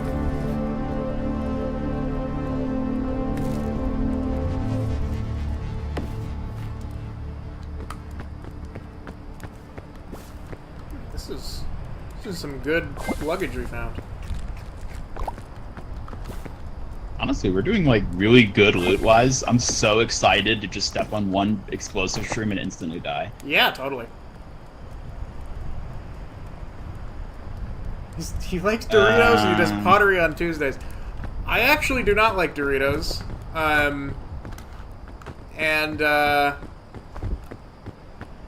don't think I've done pottery since I was in grade school.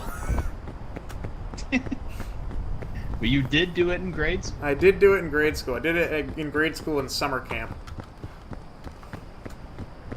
You can't call me ugly, fat dabs. You don't even know what I look like. Like the weapon skin, not her actual skin. For the mythics, I think her mythic weapon is okay. It feels like such a wasted like opportunity where they could have done something more interesting, but they went just like super safe and generic for the Kiriko mythic weapon.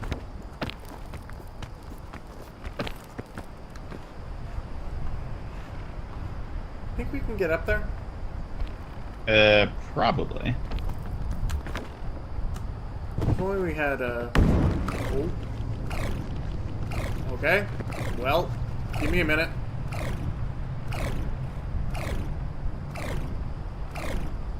Gotta wait this out. There's also a spider right there. Yeah, as long as you don't go under it, we'll be fine. Hello, Isaiah. Welcome. I don't know. I was hoping for Amalgam Mythic, but apparently not this season.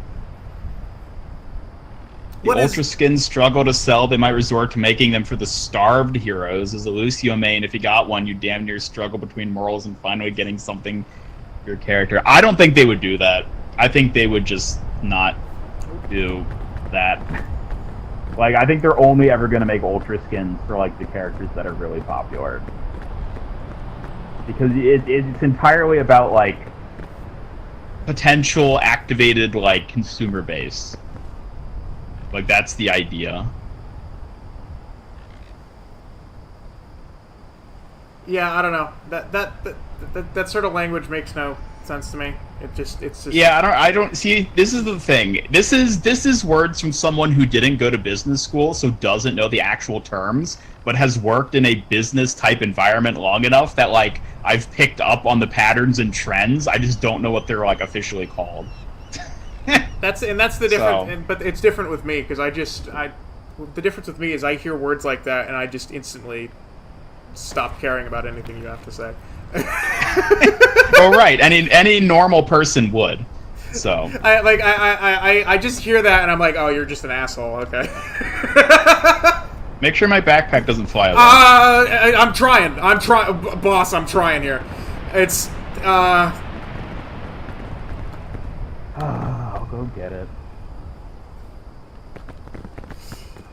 It's down there. Somewhere.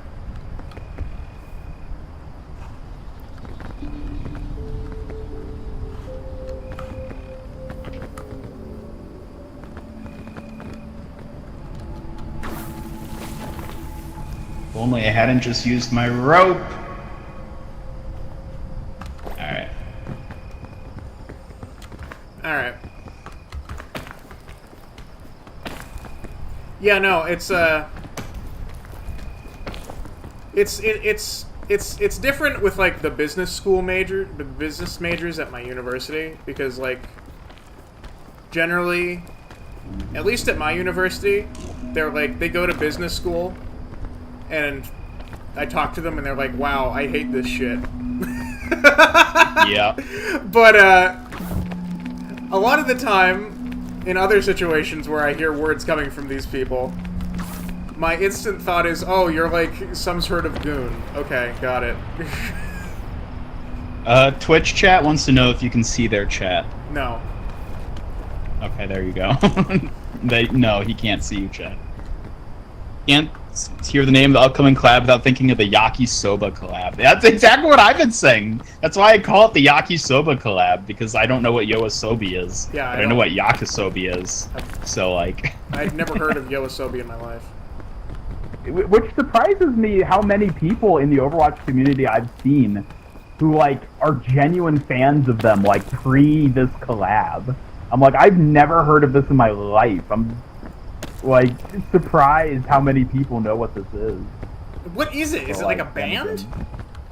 Basically, yeah. It's like a music group. I think there's only 2 people in it. But yeah, it's like a Japanese music group. Gotcha. Oh, Piton. Oh, nice.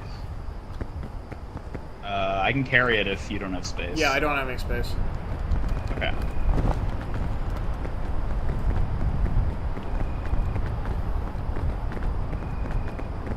Is Astra recording in a cave? What do you mean? It's because they're playing Peak, we're using the in-game chat. That's why he sounds like that. There's like a slight echo to it because, you know, that's like the game effect. Right. Yeah, Badger Raccoon, you said that you were a fan of them before, which, like, I've seen a lot of people talk about that, and I don't know, I mean, I think it's cool. I'm not, like, saying it's a bad thing, but it surprises me how many people. I'm poisoned again. Why is it you don't like the Kiriko Mythic skin specifically? I don't know, I just don't like that aesthetic, I guess. Like, I don't really know how to like, I don't think it's a bad skin. If you like that aesthetic, I think it's probably really good and is executed really well. I just don't like that aesthetic. That's like the thing. Like, the hair is frankly hideous as far as I'm concerned, but obviously that's very subjective. Well, that's the difference. I do like that aesthetic. I do like the sort of old style Japanese aesthetic. Like, there's a lot of elements of that I do like. Shit. You alright? I think I'm alright. Yeah, I don't like that hair. I don't like that hairstyle. Which is like a big deal. I don't even use the... I use the... it's, you know, the 1 in a million times that I ever play Kiriko. I do have... The hair I have equipped is like the fur hair. You know, the white hair. Oh, that's even worse. It just makes you look like a furry. Well, that's the thing, because when I look at it, I'm like, oh, this is actually really reminiscent of, like, the actual, you know, headdresses that people wore. Or, you know, it's at least, it's reminiscent of, like, the stuff you see in the mythology. So I was like, oh, that's cool. I'll take that. I don't know. I'm more interested in the mythological side of it than anything, so. Yeah. Oh, god damn it.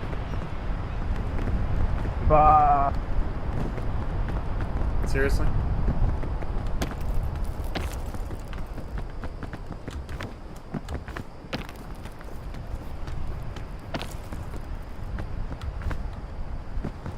Back with your totem. What? Oh yeah, totally. The idol I gave you. Yeah, 1 second. Totally. Let me get back down in case He says right before he dies. No, I'm getting back here so that I can if there's wind. Okay.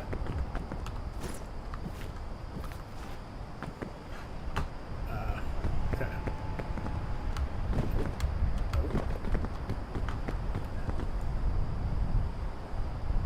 There you go. Alright, now to go get all my stuff. Should I wait up here? Sure. Okay.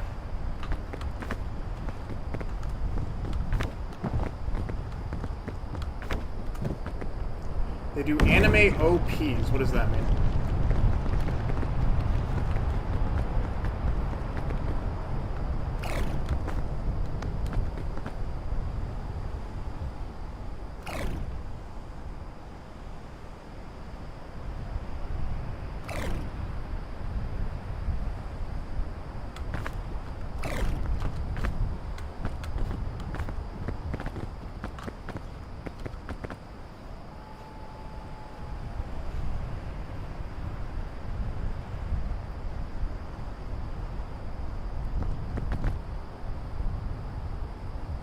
Curious Mythic Scene.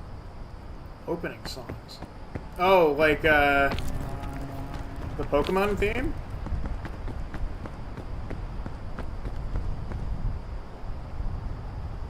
The OG Pokemon theme that I grew up listening to on, VHS.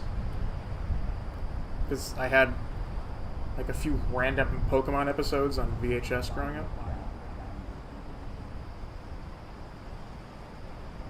Oh wait, they can't hear me, can they?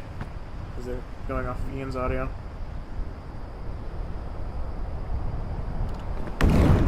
Oh, fuck my life.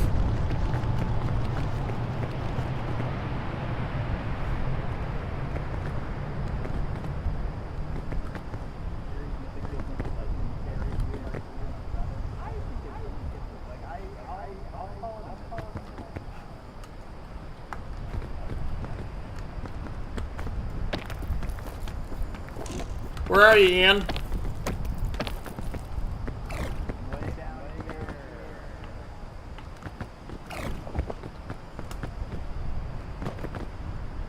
I have to wait for the poison to wear off.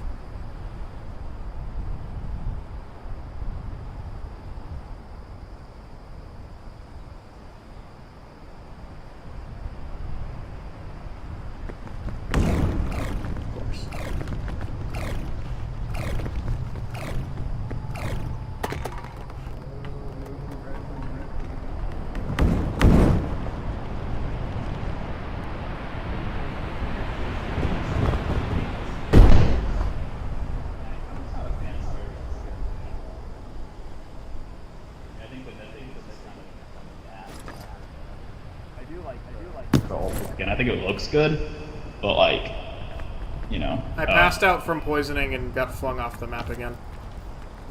Yep.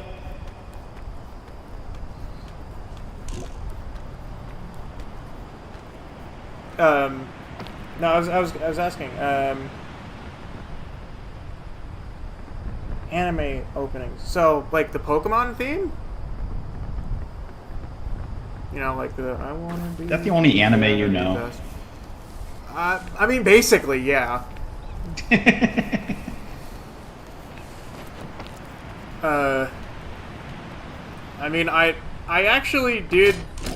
My cousin, who's been a big anime fan since we were little, she, for years, tried to get me into Bleach.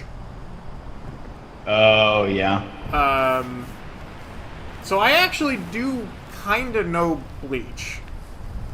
And I know Dragon Ball. And I know Yu-Gi-Oh! But that's sort of where it ends. That's sort of where it begins and ends. Okay. I also know whatever, our other friends have shown me.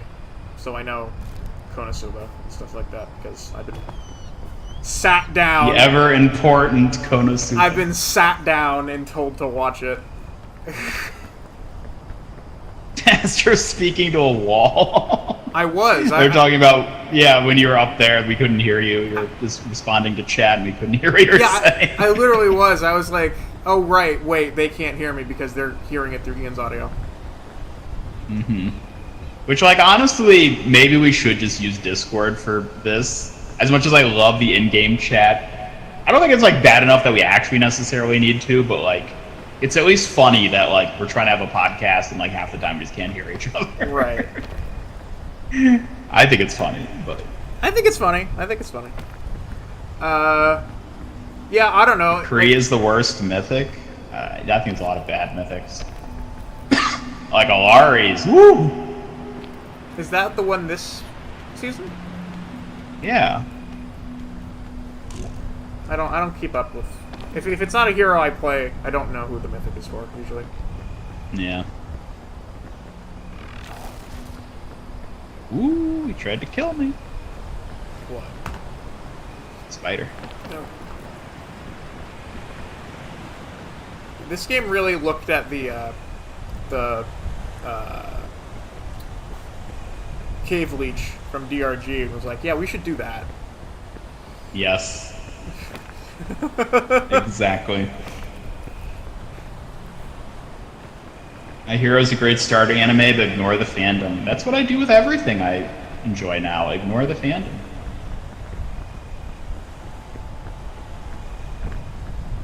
The problem is a lot of the fandoms that I'm in are some of the people are insufferable, but the people who aren't insufferable are kind of nice enough that it sort of makes it worth it under certain circumstances, and that's sort of my issue. Consider that an issue? What do you mean?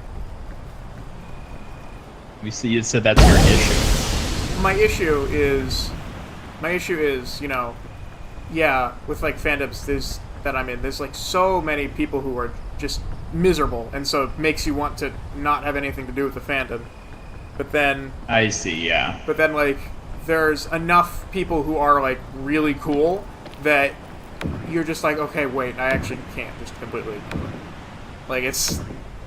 I'm stuck in a middle ground.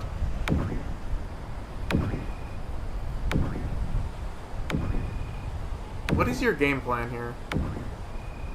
That's not where I wanted to go. Whoop. I don't know, I'm trying to figure that out. Thinking if I can get to that tree over there. Watch AOT. What's AOT? Attack on Titan. Oh! Oh, yes, okay. I actually have seen, the first episode of Attack on Titan, and I was like, fuck no. Why? What about it, didn't you? Just gratuitously gory. I can't do it. No, I can't do it. I'm not a fan of that either.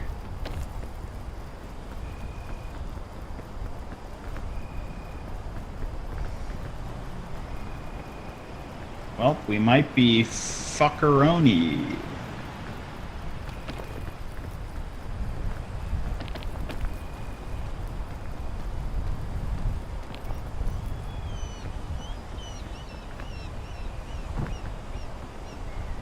I don't know, obviously, with anime, the closest thing I really get to anime is obviously Xenoblade. But I'm super into Xenoblade. Which makes it this one really kind of strange, exception, I guess. It's really hard to explain. Alright, I think we only have one option. And that is? To probably die. But I think you could probably get up there. I mean, you have plenty of health, and you have plenty of food. I can't make that. What are you trying to get to? Oh, the tree? Woo. Oh, okay. Okay. It's so hard to tell where you can actually stand on these things. I would have figured you can't stand on the leaves at all. You'd think, but you can. And once you realize you can stand on the trees, the roots becomes way easier. Assuming it's a roots gen that actually has trees, which this one wasn't up until this point.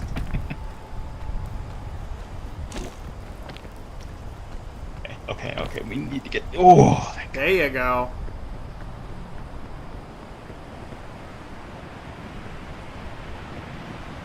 That's not a new record.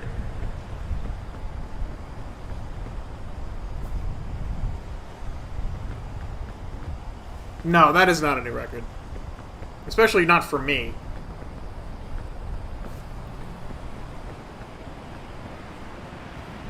Annoying how much dialogue happens in their heads. Lots of old anime suffers from that. Yeah, I mean, that's kind of just like the shonen style, though. What kind of content do you like watching? I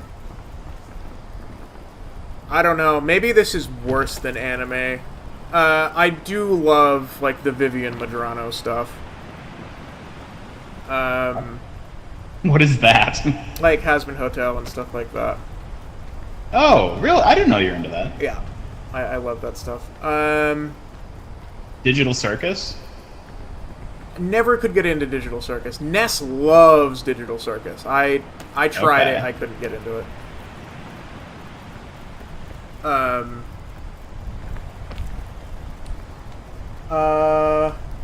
What else do I watch? I watch a lot of...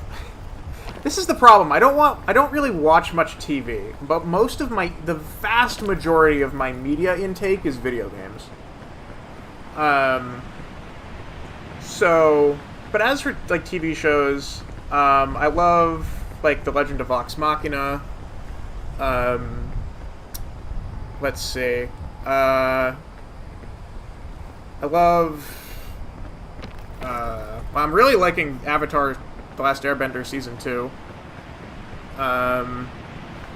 Live action. Yeah, the live action one. Besides that, I don't know. I like a lot of the cartoons I grew up with. I still adore SpongeBob and Avatar. What else? I love nature documentaries. Or just documentaries, period. A lot of what I watch is documentaries. I don't really watch, like, reality TV or anything like that. Anything, like, approaching that. I don't watch, like, trash TV, quote-unquote. It's just sort of... I don't know. I find it too mind-numbing. Anime is Boki the Rock. Isn't that the one where, like... Boki the Rock, yeah. Isn't that the one where, like... every single character is, like, body horror? No. It's the one where it's always, like, the weird, like, art style changes for stuff. It's the pink-haired girl with, like, the two little cubes in her hair. Oh, okay, with no. the guitar. No, I didn't know that. I was... Oh, what is it? Baki? Is that the name of it? Maybe, or something. It's like the wrestling anime or manga, where, like... Oh, I know what you're talking about. Yeah, I don't know much about that, but now that you've mentioned that, I think I know what you're talking about. It's about high school girls starting a band. You know what? Probably not my thing. Come to the conclusion that slice of life animes are your only favorite. Slice of life, I do think, is pinnacle of anime genres.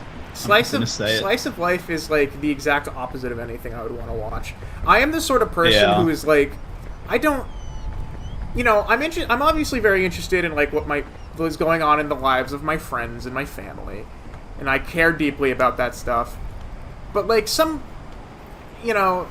fictional character or some celebrity, like, what their daily life is like, unless it's like a character that I'm already very invested in, I just don't give a shit.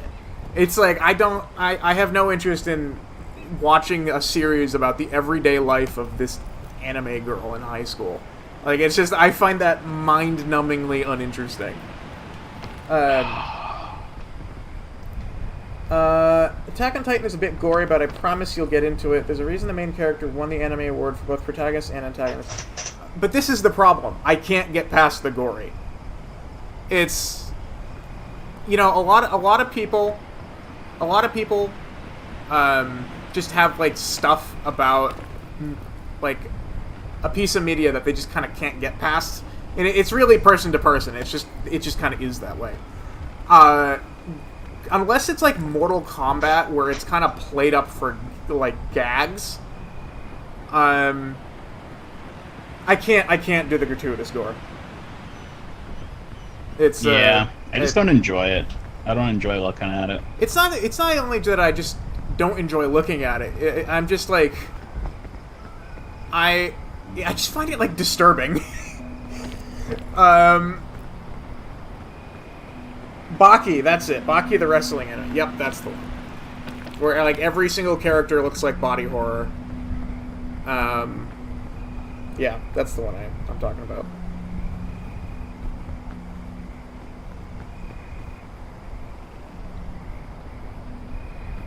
You're getting further than I think you expected there. Yeah, I mean, we're here. It's just, I gotta get over there. But I gotta check this first. First orange luggage we've found all game. Is orange particularly good? This tends to have equipment in it. Like this. I'm gonna bring that because that might be useful if we get the Mesa.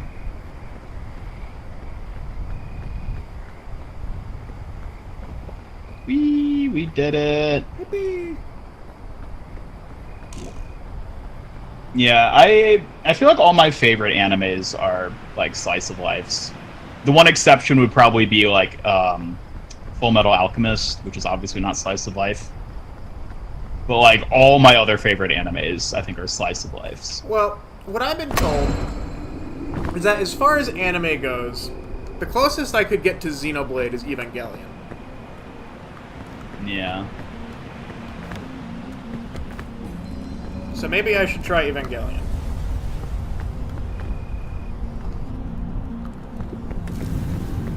No, it's Alpine, alright. Yeah, I've not ever tried to watch Evangelion because I think the mechs in it look stupid. Fair enough.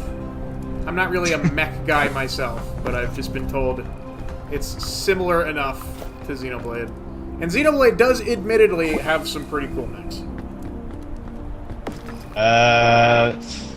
Yeah. They're better than Evangelion, for sure. I don't know if I'd... Do you even know what they look like? I mean, I'm assuming they're like the robots from the first one. No. No. Maybe I don't know what they look like. Those, I mean, okay. Technically, some of those are mechs. But most of them are not. Okay. Well, never mind then. I don't know. I'm more thinking along the lines of, like, the Siren Artifices from Xenoblade 2, which are, like... Okay, yeah, I have no idea what those are. They basically look like Seraphim. Oh. Then I'm inclined to not like that. They have like wings. They're biblically accurate angels or so. Yeah. They have... I'll be totally honest. There's a lot of things I like about Japan and anime. I think anime in general has terrible mech designs. Like, Gundam is probably the closest that, like, any Japanese property has ever come to having a cool-looking mech, in my opinion. And even Gundams, I think, are, like, mid at best. Well, I don't know. It's... Yes, Pacific Rim. No, Pacific Rim is, like, good mech design. They're badass. They're huge, and, like... Those Pacific Rim is good mechs. Not Gundam, not weird, stupid angel-looking shit. Okay. I want giant machines that obliterate people, and not in like the I don't even know how to describe it, frankly, but like, I don't like Japanese mechs. I think basically every Japanese mech looks awful. Well, I like the Which siren. is spindly. Well, the siren is not spindly. But it has like 6 wings on it, and the wings have like holographic eyes on them. They're pretty sick. I would have to see it. Like, I don't know what it looks like, but Let me put it to you this way. It's framed. It's also like the way that it's framed in Xenoblade itself. Like, it's just a cool mech. It's the mech that Pyra and Mithra control because they're computers. I didn't know they had a mech. What? I didn't know they had a mech. They technically have thousands of them.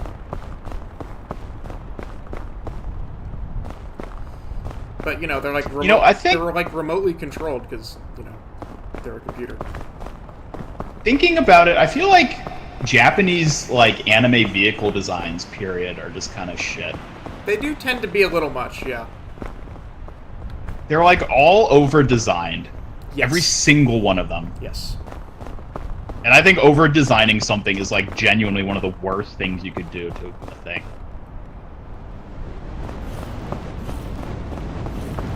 Oh no! Get underground. New live action Final Fantasy coming out. Tom Holland as Yuffie. Really? That would be super funny. That would be very funny. I'm the coolest mech. How my taste awful? What are you talking about? I will say one really good Japanese mech design is the modern what is it called? Armored Core. Like the modern Armored Core.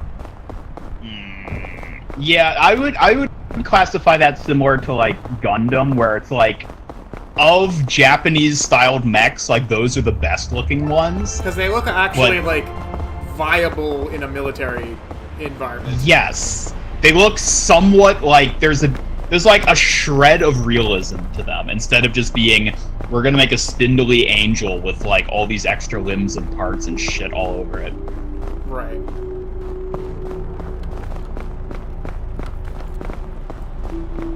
Also, like, I'd actually... Astro, you might like Freerun. I feel like that's an anime you might like. Okay. I know about it. There aren't any attractive women in it, so you'd probably like it. That is not the problem.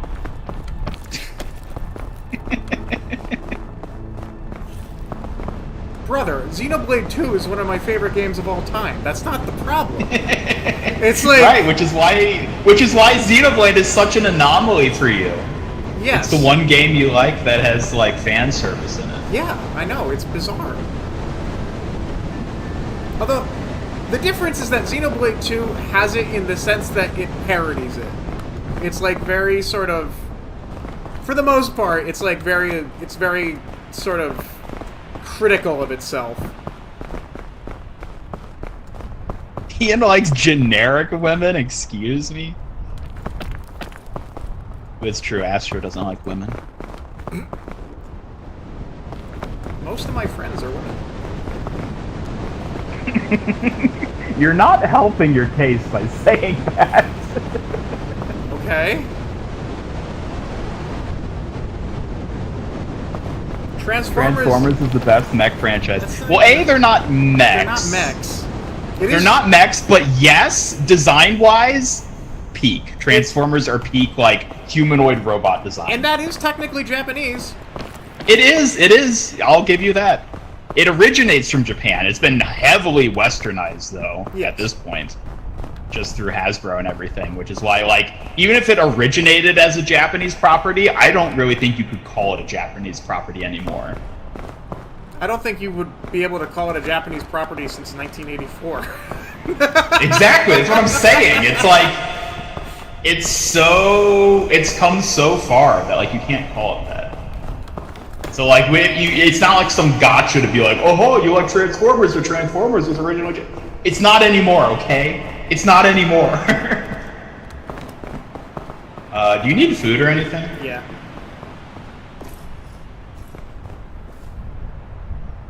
I need some too. You need more, or is that good? That's good. Okay. Ian is Japanese. Ian is. What does that even mean? Because I'm a robot. I don't think let's go back. Every time you do something like talk about how great like a Kiriko maid outfit is, or you know, you put like one of your companions in a fucking cat girl maid bikini. You do one more part of your soul becomes Japanese property. I have to be at least 50% Japanese by now. If that's well, not Japanese. Japanese property. Okay, what do you mean by that, then? I think that needs to be defined better. You're just like owned by the Japanese state. Okay. They have power over me, I guess would be the way to put it. Correct. Yes. Yeah, no, I think you're correct in that. They utterly dictate my soul. Jesus. Hot take, live action Megatron looks sick. I agree. Yes. No, I agree. I love both the Michael Bay and like retro versions of Transformers. I slightly prefer the retro ones, the more like boxy toy designs, but I do really like both. Yes. I think both look sick.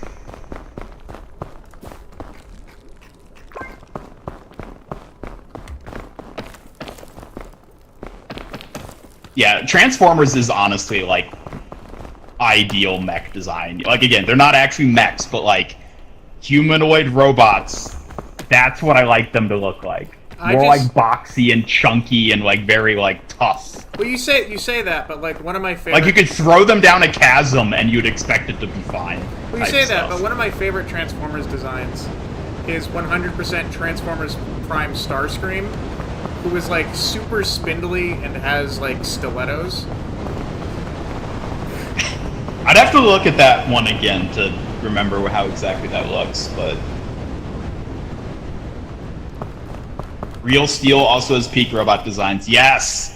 No, I like you all know that I like simp hard for Japan, but like I genuinely think the West has Japan beat when it comes to humanoid robot designs. Like it's not even close. The West has such better robot designs in fiction and the like. Oh, bit on.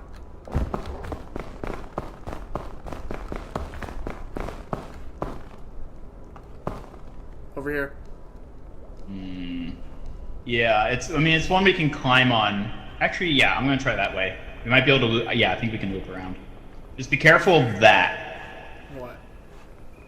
That little blue thing on the wall. That? Yeah, don't go near that. Okay.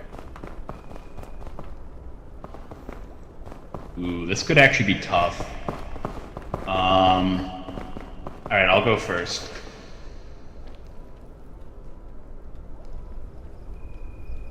I have plenty of bar, so...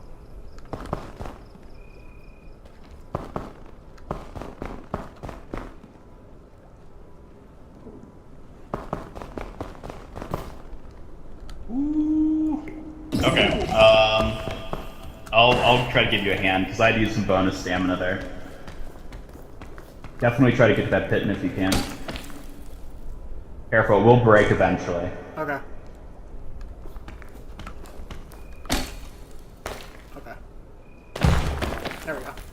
Okay. Just like that. Oh, fuck. No! Astra! Bro.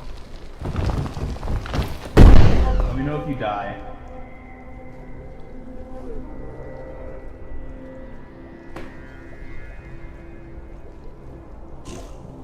Did you die?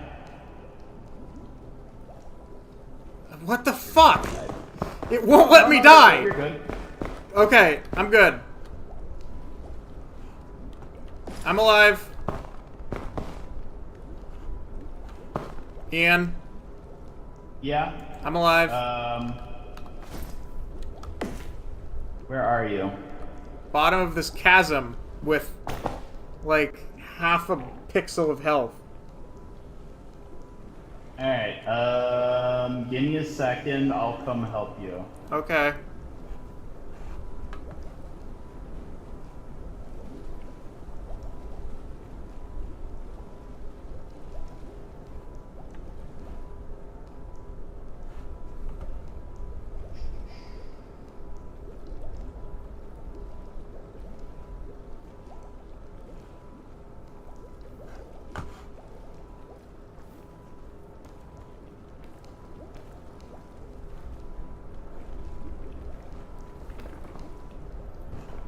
Okay. I don't have any medical stuff. Are you hungry, though? No. Okay. I'm not really hungry, just every bone in my body is broken. Oh, wait, no, I do need food. Oh, shit. Okay,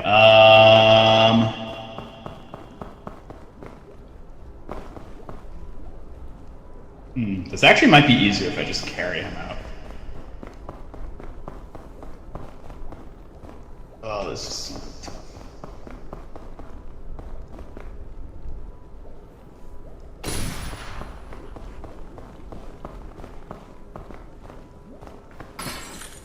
Oh, well, chat. Welcome to the Only Ian show, where it's only Ian all the time.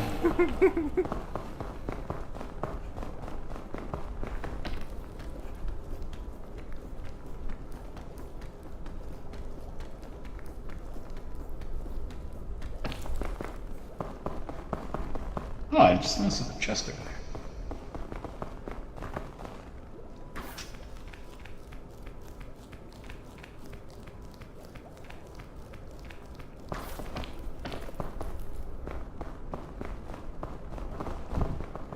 No! That was awesome. Alright, I'll try to find a safer spot to put him down. Is that good? Ugh. Okay. We're good. Well, not really. Like, 90% of my bar is just broken bones, but... Yeah, I'm sure it is. There's some chests over here if you go that way. Which way? Hopefully there'll be some medical. Oh, yeah. Right on that ledge there. Transformers Prime has some great designs for cast. You really like Shockwave and the new take on for Soundwave. Oh yeah, Soundwave is like super spindly. It's really cool. Oh. I don't know if I like that, but I'd have to look at it. He has a screen for a face. Stupid as Tesla bots are, they look way cooler than what Japan's putting out. Yeah, I largely agree.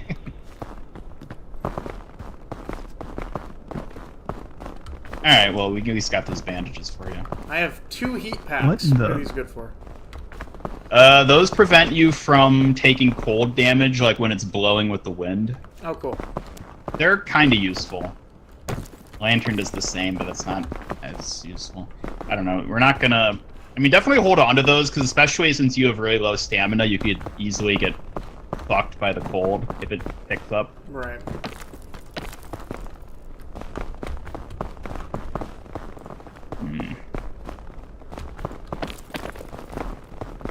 Like right now. Ooh.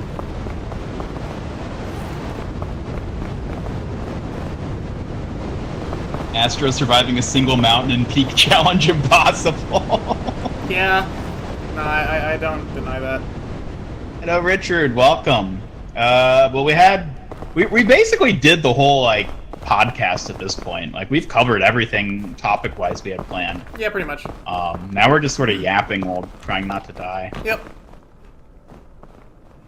Want to see a magic trick? Okay.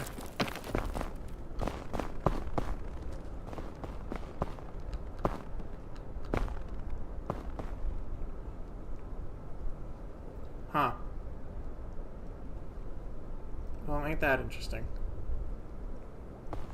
Where is this taking us, though? Literally nowhere. It's a terrible item. Okay. It's genuinely like one of the worst items in Peak. The Magic Bean. It's super rare. You'd expect it to be amazing, but it's just trash. Doesn't do anything helpful. You need any food? Yeah. Yep. Alright, Like I'm just gonna... anything that'll give me extra stamina, I will gladly take. I don't have any, like, water bottles or anything. Well, actually, let me see what I have. What do I have on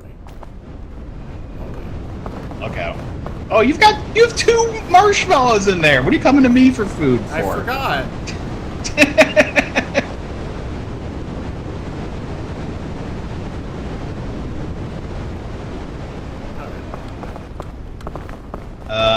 What were we talking about? Like, oh, I guess this all sort of stemmed from, like, talking about the Kiriko Mythic skin. Yep. Because that's when we were talking about, like, Japanese design, that's how we got the mechs. Alright, do you think you can cross this? Because if you don't, you're probably gonna die. Like, well, just because I don't... Like, there's no other way up, basically. Okay. It would be damn close. What does fortified milk do again? Prevents you from taking damage. Yeah, So, like, that would have been really good to drink when you fell earlier, because it would have negated all the damage, but, like...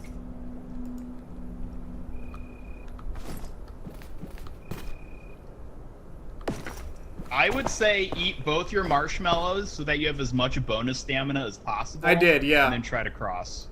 And make it quick, because the wind's going to pick up soon, and that's going to kill maybe even both of us in this position. Fuck! Why can't I... Shit.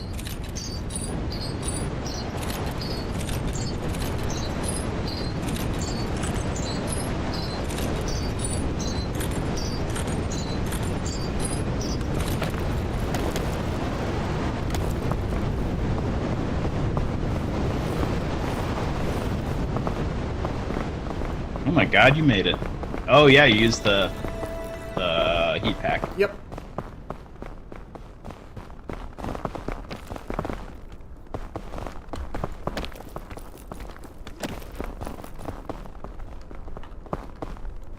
Ian has 2 med kits? I do not.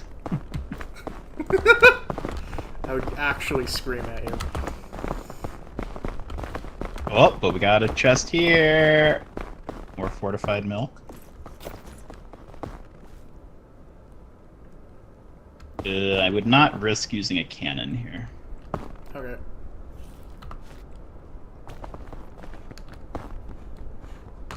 There's only like one spot in the entire game that a cannon is actually useful, and that's the Mesa Chasm. But we're on the Alpine. There's another chest. Try right to there. go over there. Yeah. I guess it's not so far out of the way. I'll go check it. Careful of that blue rock, though. Yep. God, this is a lot steeper than it looked.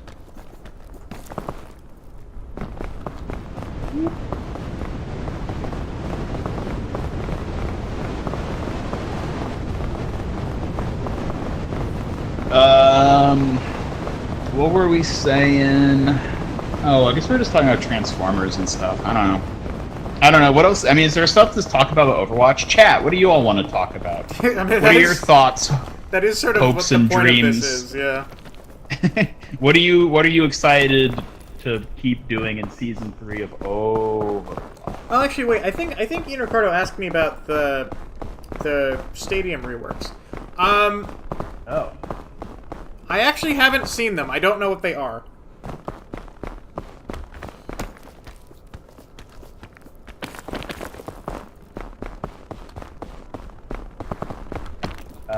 Yeah, I don't either, because I don't pay attention Yeah, to you don't pay stadium. attention to stadium. I've been a little busy finishing Xenoblade 3. And the DLC for it. I'm almost done with the DLC.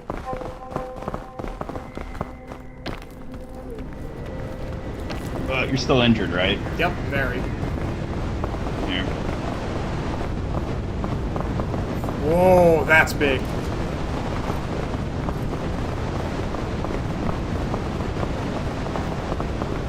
Oh yeah, a new Xenoblade game got announced. That's kind of exciting. Oh yeah, and Xenoblade Racing, isn't that like a thing? That got added as a mode to Xenoblade 1, yeah. I see.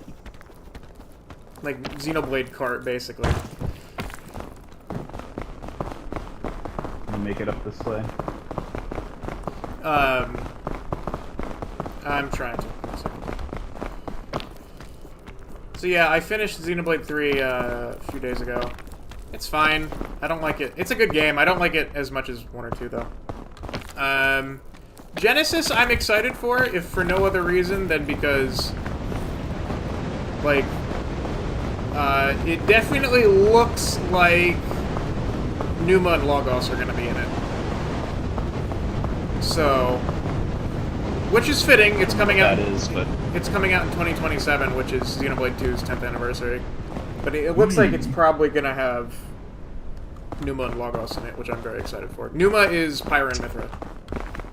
oh, Jetpack Cat ult would go crazy here. Yes, it would. Excited for EVO this week and see the tournament and FGC announcements. Yes, Astro, I don't remember if we've talked about this, but they're gonna reveal all the DLC fighters for the Avatar fighting game tonight.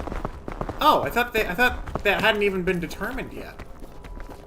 Well, so the DLC characters. There's gonna be 5. 4 of them are already determined. One of them's gonna be a vote. The 5th one's gonna be a vote. All 4 of the confirmed ones, plus the options for the vote, are going to be revealed tonight. Okay. So, like, all the characters that are going to be released over the next year. So Which I think is kind of wild that they're just dropping it all at once. As opposed to, like, you know, piecemeal revealing it over the next year. Numa will not be in Genesis. I don't know. They literally had the symbol of Numa's sword show up, and the world is based on anima, which is, like, the same... Which is just Anima. Yeah, Numa is also Anima is Numa. They're basically they're kind of Anima's an Overwatch term. It is. You're not allowed to use a term in more than one thing. I am suspecting strongly that they'll probably both be in the game. Based on, and I mean that would make sense. It's 2027. Don't go that way, don't go that way, don't go that way. Okay. Maybe we try over here. Have I played Rogue Core? I have not. Alright, Chad, who do you think is going to get revealed for the Avatar fighting game DLC? I'm actually curious who you think, Astro. I mean, I feel like Iroh's needs to get revealed. I think Iroh and Ty Lee are both shoo-ins for the confirmed pass. I think those 2 are guaranteed. I think Asami has a very high chance. Right. Oh, Boomy! I completely forgot about Boomy. I think Boomy has a very strong chance, too. Yeah. Like, those 4, I feel like, might be the 4 most likely. Yeah, and we've seen Numa's core in a game, and they don't show up. You mean like in Future Redeemed? I mean, Numa's core appeared holographically. When I say Numa, I don't necessarily mean like physical form. I just mean they'll be present. It's sort of like how they were in Xenoblade 3. How like they weren't in physical form, but they were present.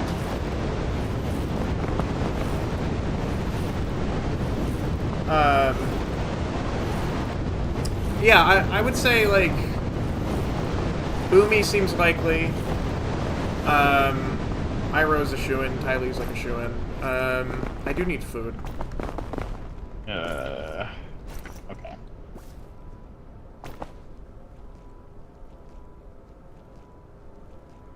Perfect. You need more food? Yeah, if at all possible. Thank you. Perfect. We're good.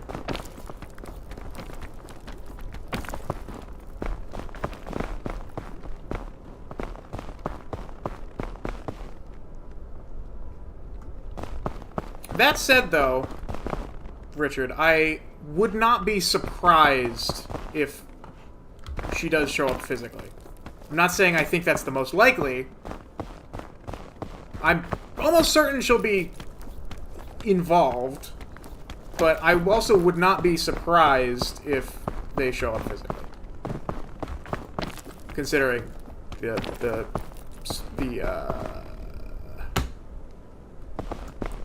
what's the occasion, I guess, yeah. Because if you didn't know this, Ian, Xenoblade has a sort of thing where for the 10th anniversary of a game, characters from it tend to come back in some way. Ian. Hello? Hello. Hi.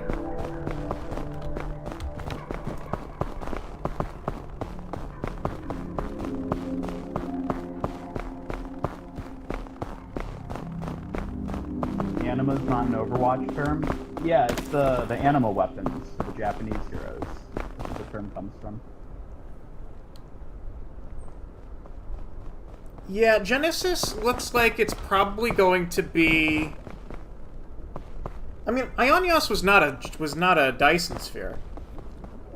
It was a virtual world, but I'm pretty sure Genesis's world is also going to be the same thing. What did I just say? Oh, I was saying to Ian that Xenoblade has a tradition where, for the 10th anniversary of a game, the characters from that game are like brought back. So that's sort of, yeah. You know what? If we just cross over here and move across the blue rock quickly, I think this will be a lot easier. I have a piton. Nah, we won't have to use it if we take this. Also, look out for that geyser.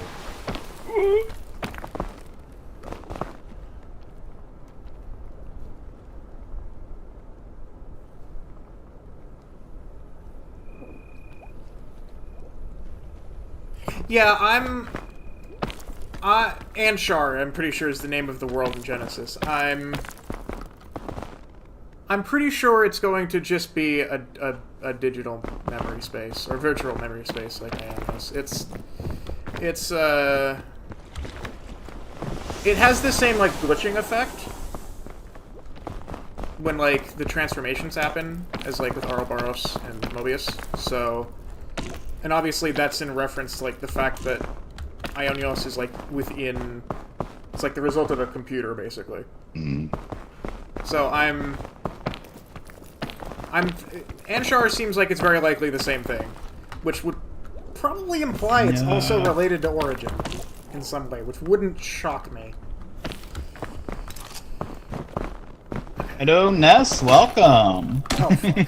Good to see you. Eek has been. It's been a time. all right. Yes, there is an Avatar fighting game. The beta, which I will be able to partake in, or at least I should be able to, is next weekend, and I'm so excited to actually finally play it. They're gonna announce they're removing Sokka because he's too similar. Yeah, watch him do that. We need to stop. Okay, maybe we do it, Richard. I don't know. Ow! What the fuck? What was that? I know what it was, you asshole. I don't know. The new chick from the new series to promote it, maybe. Seven Havens you're talking about? No, they're not going to add anyone from Seven Havens, because we don't know what anyone in Seven Havens does yet. Like, the people who are making the Avatar fighting game, I'm pretty sure they don't have any, like, insight into the franchise beyond what's public knowledge. They just have the rights to make stuff with it. So, like, they wouldn't have any, like, insider info on, like, the new characters in Seven Havens. So they wouldn't be able to, like, make them as characters, you know? Please sauce people on Azula. Ness wants you to sauce people on Azula. I'm never playing Azula. She's gonna be the Symmetra of the fighting game. I'm gonna have 0 playtime on her. I'm almost certainly playing Kyoshi. I saw Kyoshi and I was like, oh yeah, nope, that's for me.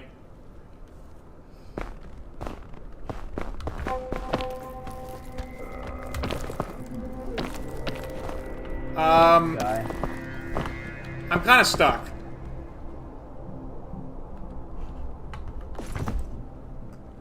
Where? Kind of where we were before. Let me see if I can get a little bit of stamina off of this. Yeah, I can. Okay, we're good.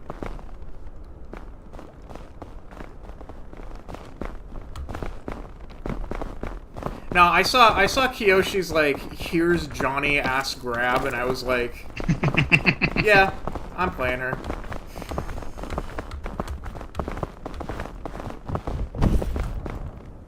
You fucking asshole.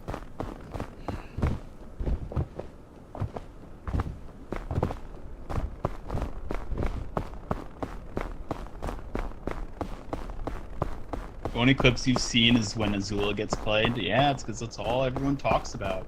Nobody cares about Sokka. Ooh. You want to meet the Scoutmaster again? No.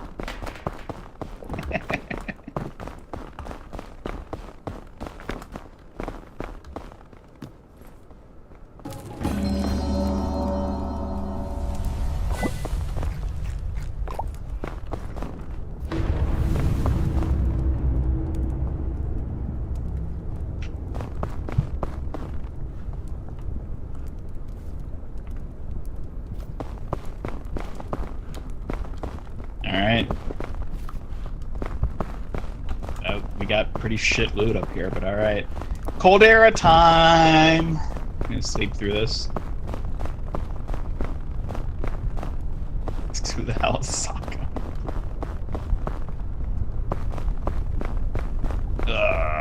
Yeah, honestly, I think Sokka is probably the character I'm most excited to play.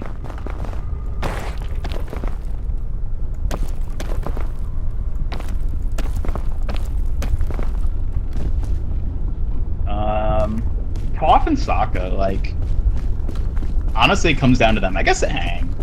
I don't know. That's always sort of the weird position I'm in with like Avatar. It's like, who do I even like from Team Avatar? Like, who's my go-to? I feel like it's got to be Sokka. Toph and Azula are sort of the one. Sorry, Toph and Kyoshi are kind of the two that I'm looking at the most.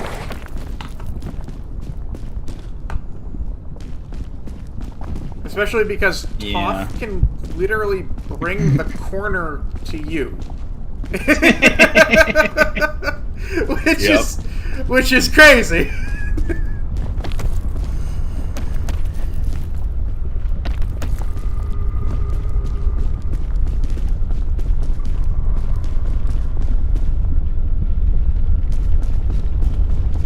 Who am I maining? Kyoshi. I think Ian has decided on Sokka. Oh. Run, get the hell out of here.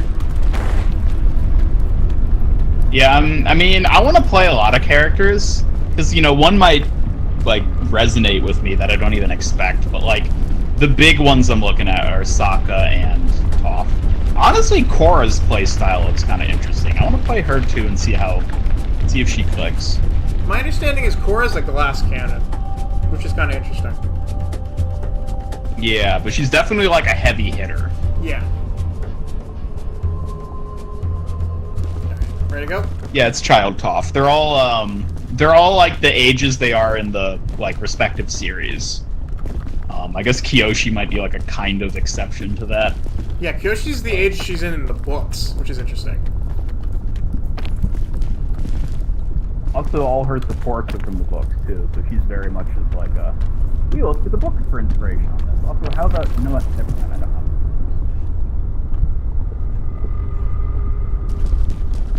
Where are you? Down here. I'm already climbing up this thing. You have any milk? Yep. Alright, you might need it. Should I take it now? Where are you? Above you. I presume.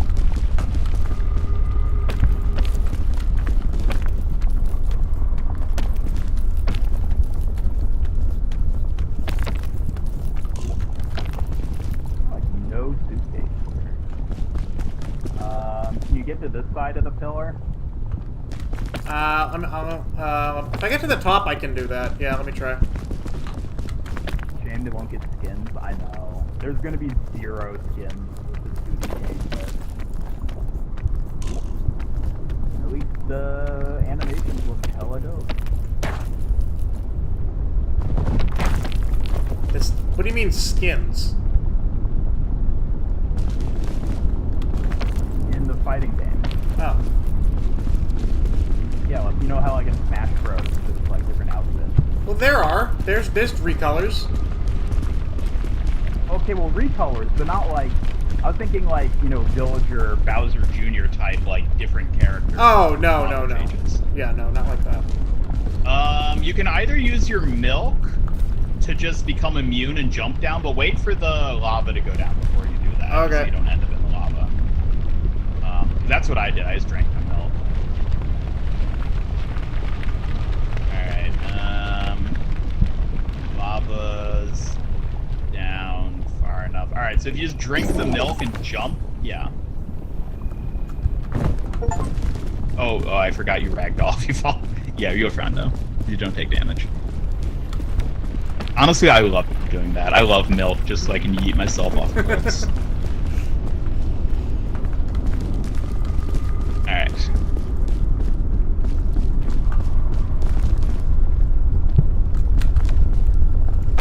Who's the Shoto of the game? Yeah, I don't know. Probably Zuko. I feel like Zuko probably, except Zuko has that weird mechanic with the Yeah, like the honor mechanic. Yeah. I don't know how I feel about that mechanic. It feels too, like, I don't know, like, weird, you know?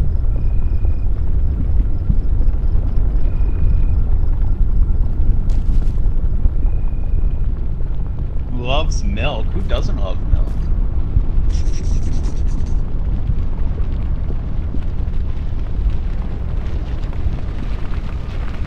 Watch Sokka actually not appear. What?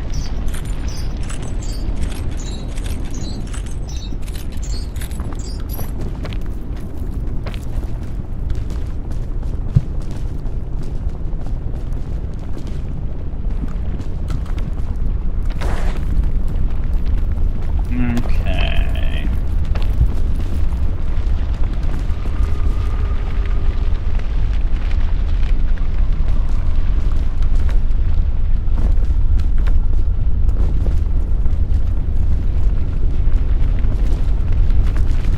Wait for the lava to go down and run across here.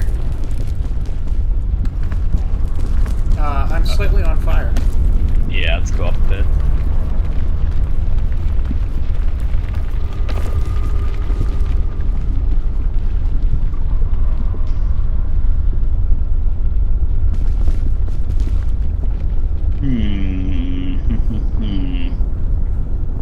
I feel like... Yeah, I'm very excited because it's only in like a few hours basically that we're gonna find out all the other characters. Yeah, so let me know.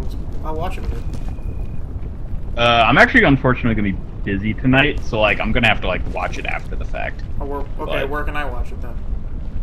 I don't know. I assume they're gonna like stream it on like their YouTube or something, or at least just like post a video on their YouTube after the fact, Right. showing it all off.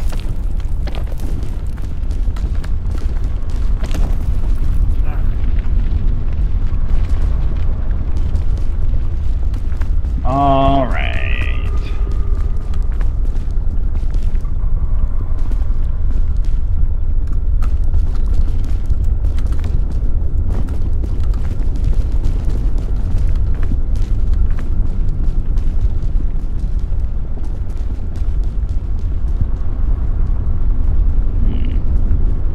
What kind probably of stay on the theme left would you side like here. for your Overwatch mains, mythic, and weapons to be? I mean, there's already a Signal mythic. It's the Amalga... best mythic in the game. Amalga mythic? I think... that's a tough one.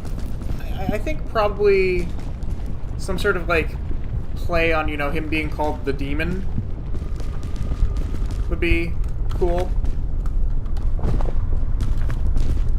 Like, have him be some sort of, like...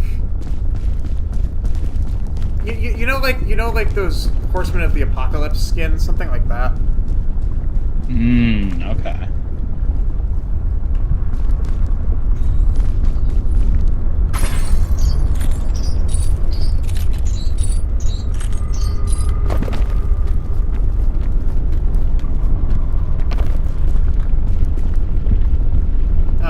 For Emre, I have no idea. for mythic weapon,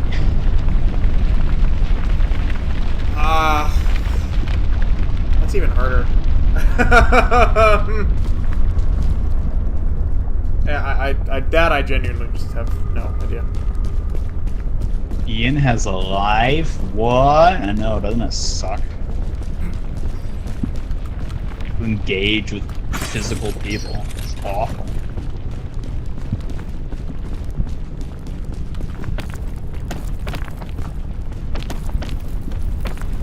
Alright. So far, this is probably the best Caldera's ever gone for me.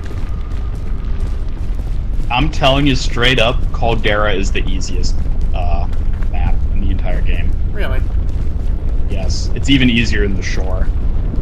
Well, until you get into the volcano. Yeah, the kiln I think is harder, but like this part of it is like I genuinely hate this part of the game because I think it's too easy. I wish this portion was harder. Okay. Well, I just have a bad tendency. It's like you go through the routes, you go through Mesa, they're both hard as hell and an amazing challenge. Then it's just like a snooze fest through Caldera. I really wish they made this part harder. Apparently they're working on a new alternate, like, Caldera, though. The way there's, like, tropics and the roots, and then Mesa and the glacier, there's going to be, like, an alternate for the final portion here as well that they're working on. I don't think I've ever been to the tropics.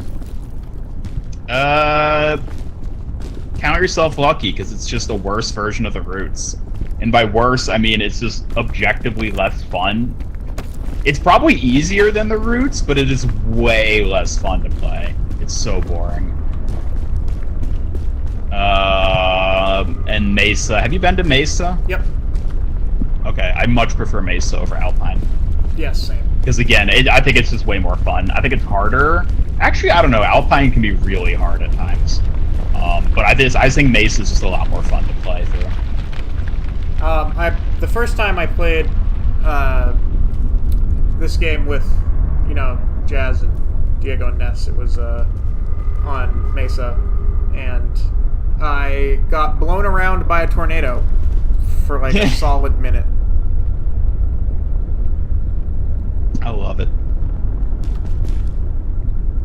I've not played It Takes Two. I don't know if Astro, if you have. I have never. No, yeah, I don't have a girlfriend or a wife, so I've never played it. Same, I guess? You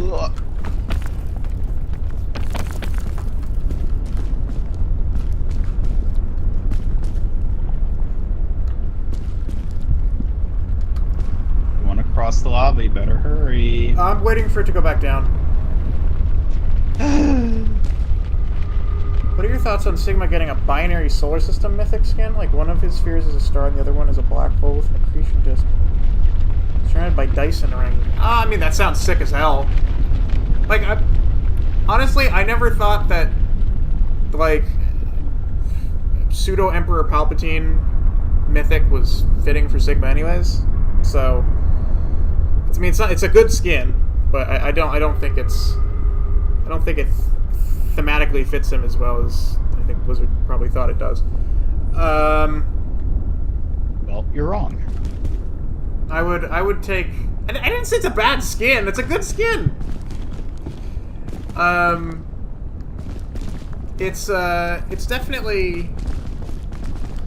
Yeah, I would say it's definitely something I would love. Is something like that. Definitely like I always said that like making his hyperspheres like a binary star system would be pretty sick. So. I don't think it fits him well because Sigma isn't like... Sigma's like chill. It's the thing. I feel like he's too chill for a... Yeah, but he's like playing a character with it. I suppose. Like, obviously that's not actually Sigma, an evil galactic emperor, but it's like such a fun character to see him playing. Yeah, that's true. Which is honestly something I loved about Star Watch that they've just never done again. Is the idea that it feels like they're all playing characters. Like, Winston is pretending to be this like Riblo alien, and like Torbjorn is this starship engineer. It's like they're all characters in like a play or something. I think that's so fun. And then they've just never done that ever again.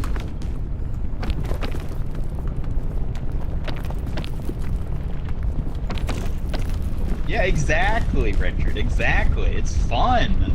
And like Brig is like the I forget what the like evil First Order Empire faction is called in it, but like Brig is like the like the first captain or whatever working for Sigma. Like it's so much fun seeing them all play these characters. And then there's never ever again.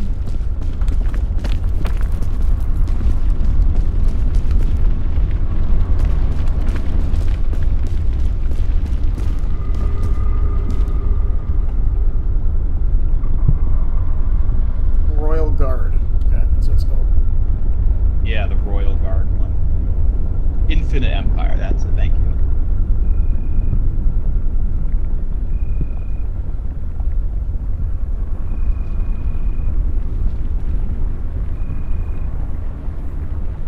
Ooh, you better move.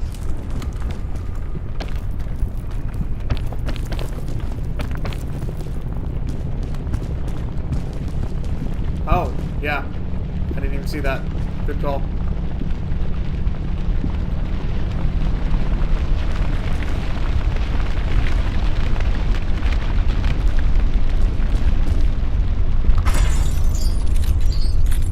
Ah! Wasn't looking and it slipped off.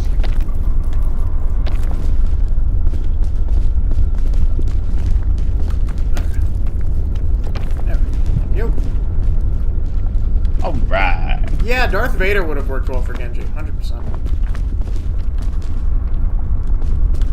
They'll never do it ever again. I wonder if it's because they might have gotten into some sort of like hot water with Disney. I mean, I think that's part of it. But, like, that only really applies to the specific, like, Star Wars knockoff aspect. Them doing, like, themed genres where they're, like, all playing characters, I think they just don't do that anymore because it's too much work. Like, they have to, like, get the voice actors in to record new lines for all of them. Like, I genuinely think it's just too much work, and that's why they don't do it. That's depressing. Malga is a legally distinct Wookiee. That would be great. Okay, here we go. We did it.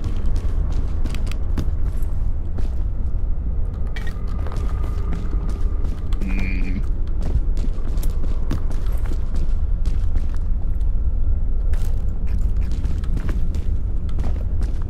Oh, there's no... That's right, there's no campfire here, is there? There is up ahead. Alright. Let's see. Probably won't need that anymore.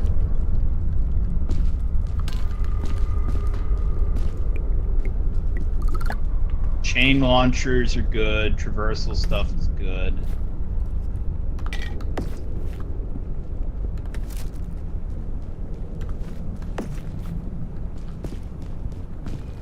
I had one of the water bottles. I'm gonna need it. Yeah. I would say bring food and traversal. A med kit's fine. Drink is fine. Okay. Alright. I think we're probably... Because most of my health bar at this point is hunger. Yeah.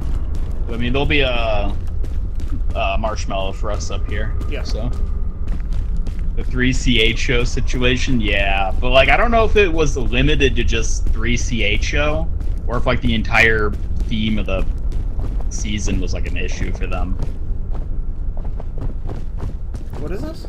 The 3CHO? What's that? It was the Echo skin that was basically C-3PO. It was called like 3CHO. It was Oh. like Echo. Like C-3PO, but 3CHO. It was like a Okay. play on that.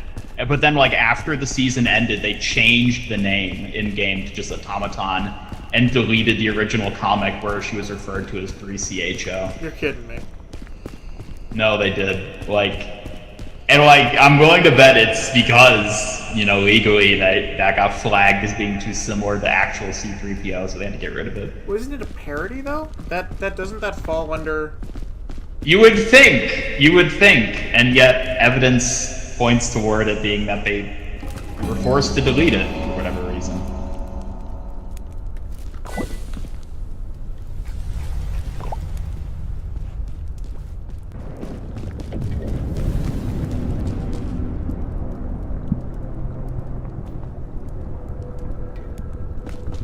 An Apocalypse skin, just Roadhog, just all Roadhog.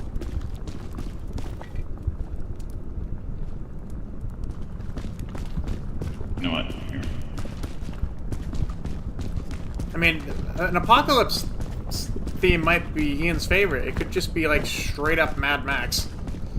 Yeah, if they properly made it Mad Max. Like that one Zarya Wastelander skin she got. That is so good. I wish they did a whole theme like that. Nothing like a Doomsday Project to spice up your creative project. Yeah, exactly. Where are we going? I have a chain cannon. Yeah. We won't have to use it yet. But I'm just gonna take it out. I'm gonna say we go this way to start. Across here.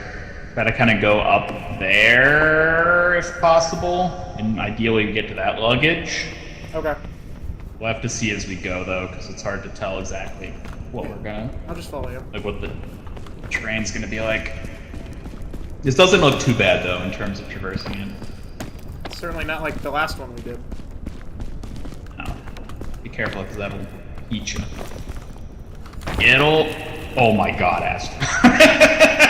Almost immediately eats it. Yeah, okay. I have a hard time judging distance. Okay. There we go. Never been a fan of the Mad Max aesthetic, not that bad. It's always like the exact same as any other apocalyptic Outlander like setting. It's it's the whole like wasteland madness diesel punk aesthetic.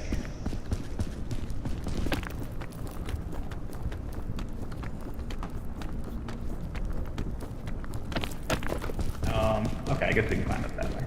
Yeah, that's the thing about the kiln, is oftentimes you can just kind of climb straight up and you'll like find a ledge.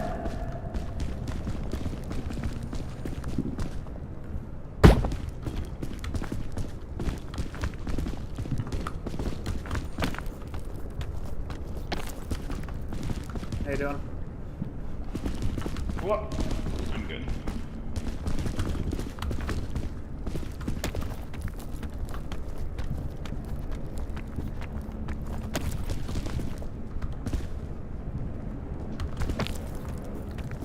Ooh, that was almost dangerous. Power Rangers season, yeah, that was another fun one. I feel like they could have done more with it though, to be honest. Make it more Power Rangers-y. You want water bottle or am I good? You can carry it if... I don't need it. Like, I don't need to drink it now or anything.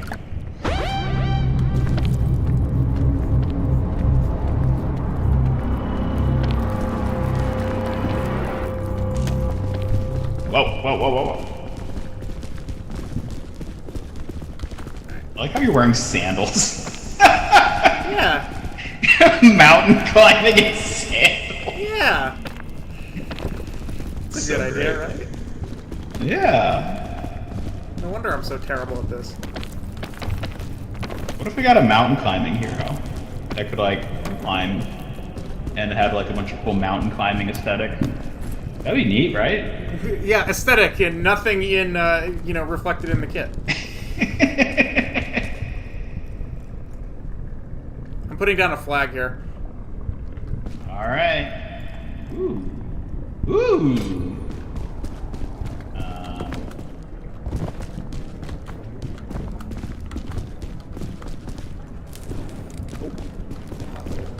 toasty, little toasty, little toasty. Yeah. What'd you find? It's a cannon. I got a rescue claw, which is really good here. Not sure what the best way up is going to be. Probably come back this way, I think. We might have to go over the top spot. Have to go over what? Come back to, yeah, here. I think we're gonna have to climb up here and just kind of tank the heat for a bit. Alright, well let me eat first then. Yeah, this is definitely the right way.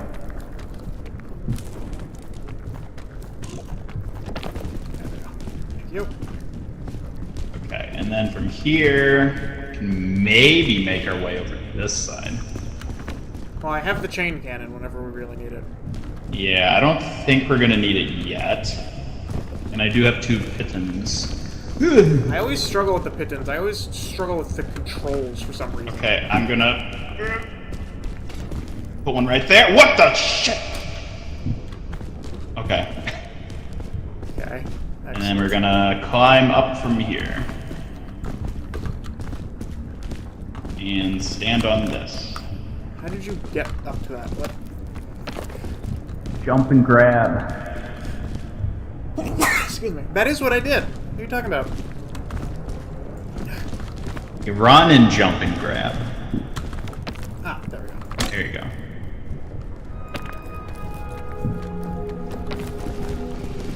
There's a little edge here we can stand on. Yep. Now we go. Yui. It's easy. Okay.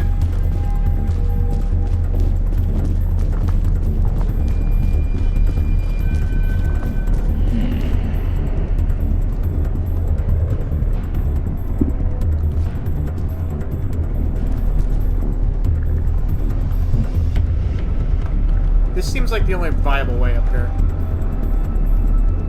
There? Yeah. Yeah, that's what I was thinking too. It's a precarious as hell jump though. Chain cannon? No, that'd be a waste. Let me double check over here. If we just go this way. Oh yeah, we can do that. What the hell is exploding? The volcano. Yeah, but it's never done that before. Oh, I don't know. It's like it's hitting dynamite or something, but there's no dynamite here. Someone just... Maybe the Scoutmaster's back. There's just, you know, naturally occurring dynamite. Just, you know. I mean, yeah, but like, this map's never done that before. It's like a new thing they added. God, can you imagine if that was a real thing? Naturally occurring dynamite? Oh, we could dream. Alright, that's gonna be tough. I think we're gonna have to go across to here. Okay. Do you want me to chain cannon here, to the let me go first. chest? No, we're not gonna need to. Just don't mess up the jump.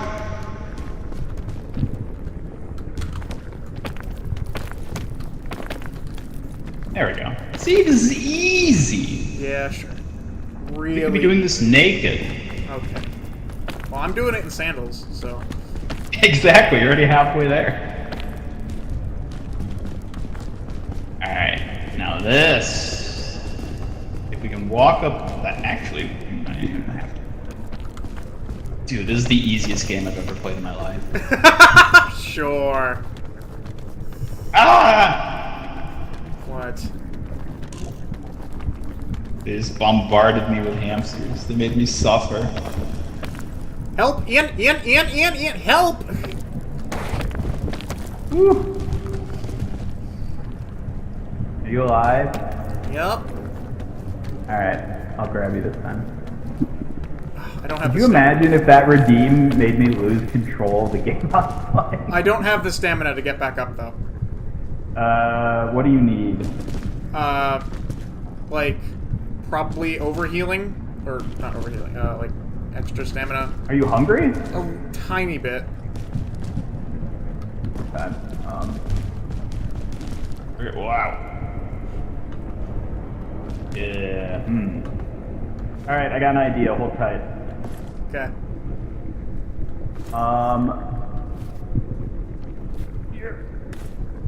Back up. I have. Back. I'm just using a bandage real quick. 1 second. Okay. Okay, what am I doing? Back up to like there. See where my arrow is? Okay.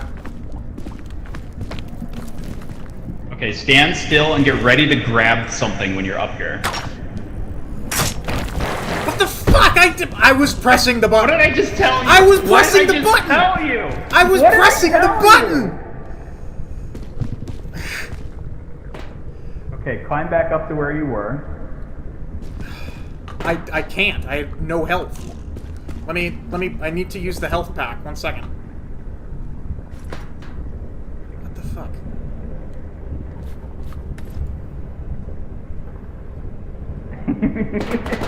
Don't worry, Ricardo, you cursed, alright.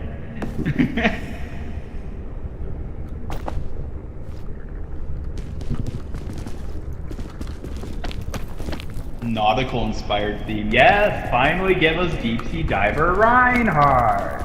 Alright, now get ready to grab. I'm pressing grab. There I'm you pressing go. grab. Like, okay. Yeah, you got it, you got it, you got it. I was pressing grab before too. Yeah, it forcefully ragdolls you for a little bit, so you have to like actually like grab it like as you're like sliding down. Then. Do you want me to chain cannon up there? Yes, chain cannon as close to that box as you can.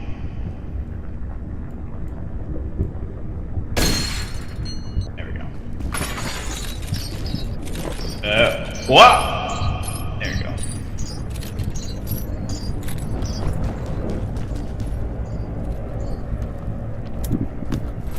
Fortified milk. Oh yeah. There you go. Alright, now... Spot. Let me see. One Tank second. this. 1 second. Let me see if I have food on me. I kind of need some. 1 second. I do not. Okay. I have energy drinks. Yeah. Yeah, the food situation's not great right now. I need food too.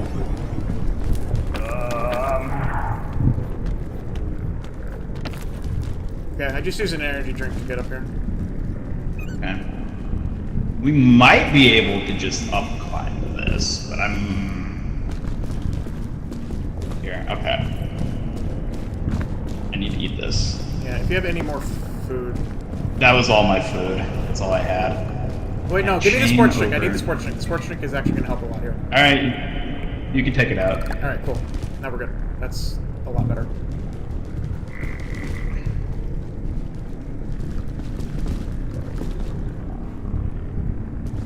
Okay.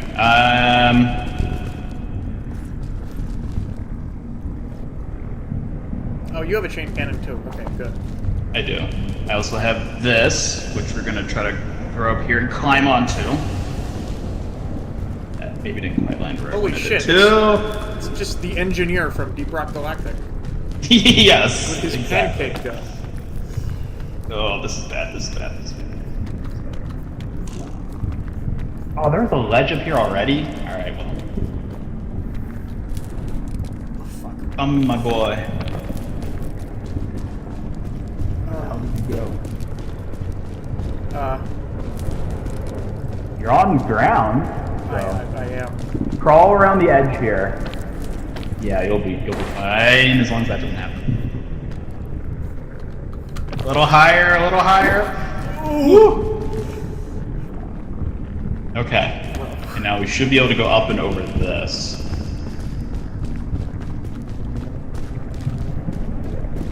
Food. Ooh, a med kit. Are you injured? No, for once. Okay.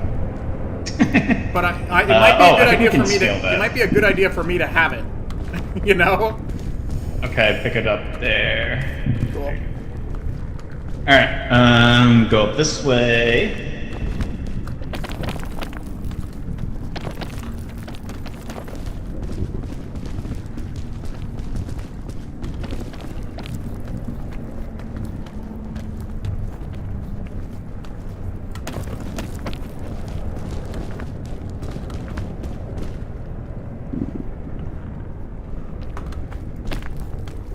Whew.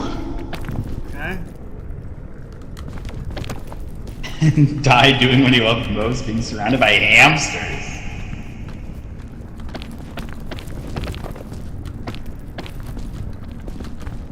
Okay.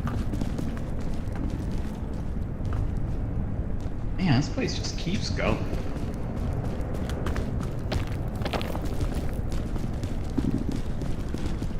Alright. Honestly, chain cannon right there would go crazy. In under the bridge. Yeah, just like... what's the point button? Middle mouse. Like there, sort of? Where? Like around there if you can. Oh, no, we can go higher. We can go up the... Oh shit, yeah, do that. Sure.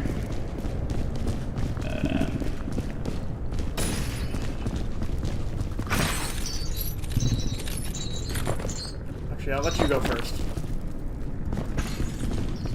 Just in case, I see how it is. Well, no, because you might need to grab me. What if somebody needs to grab me?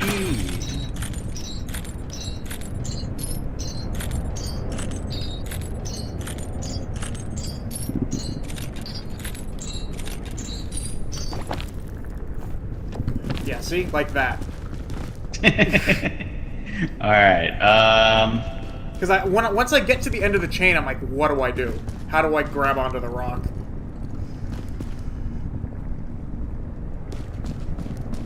Alright.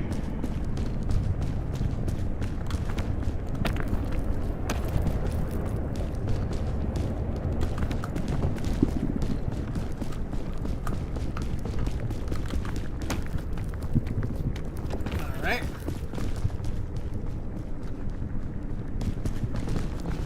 Okay.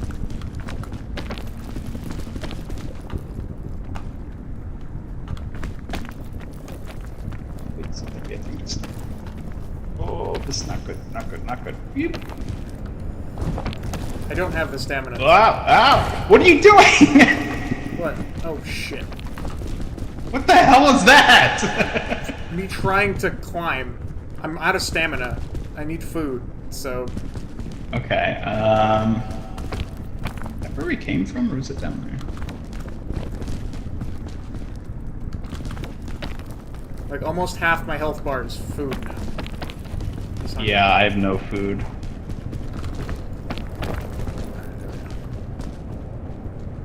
Okay. I mean, we're fine, we're here. You say that, but watch us somehow manage to fuck it up anyways.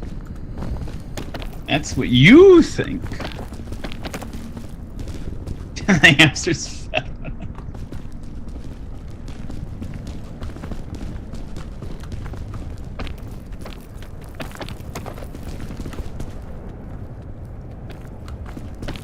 Alrighty. Here we go. We managed- Where We managed to do this. This is gonna be my first time where ever be finishing that this. peak?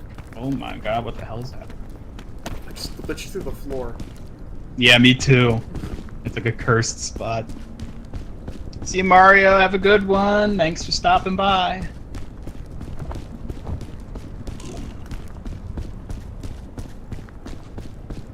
We did it.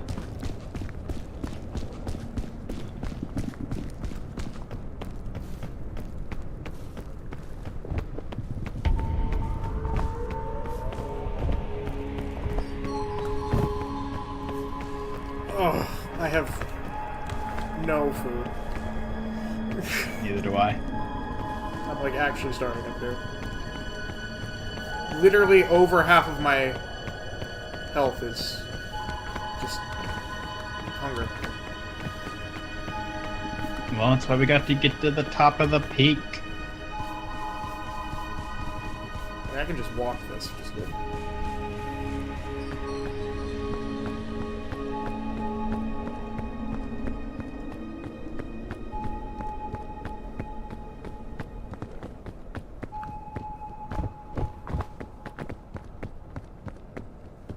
Would you like to do the honors? Yeah, this is the first time ever doing it.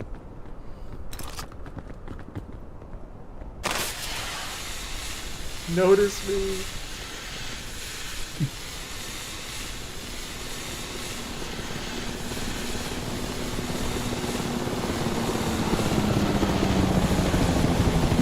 They're here. You fucker! You fucker!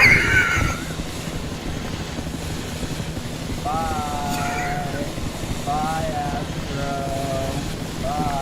Bye. Bye.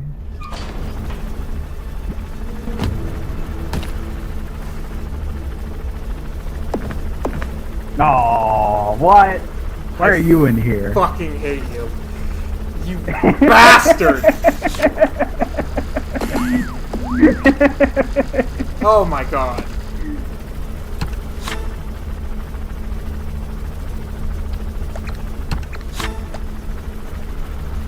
Damn. Almost worse. Well, I was at the peak, so they were gonna get me.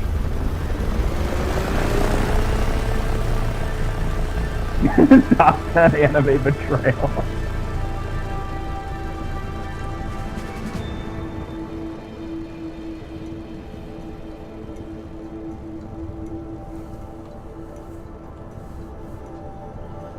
Are those on the yeah, I see it too. We did it! You finally made it to the peak! Yay. Yeah, betrayal. Ian is a villain. You're only just now realizing that.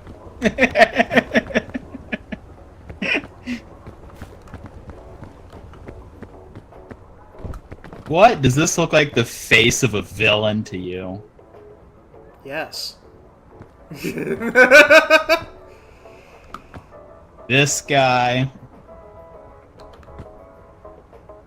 Nah. I forget. What's the emote button? R.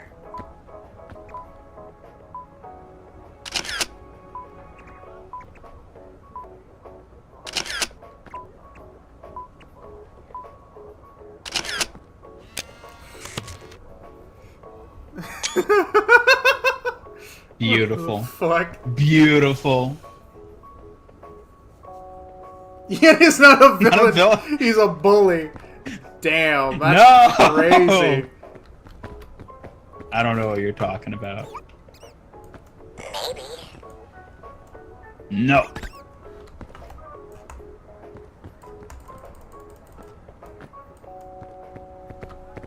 We never even got to lick a lollipop.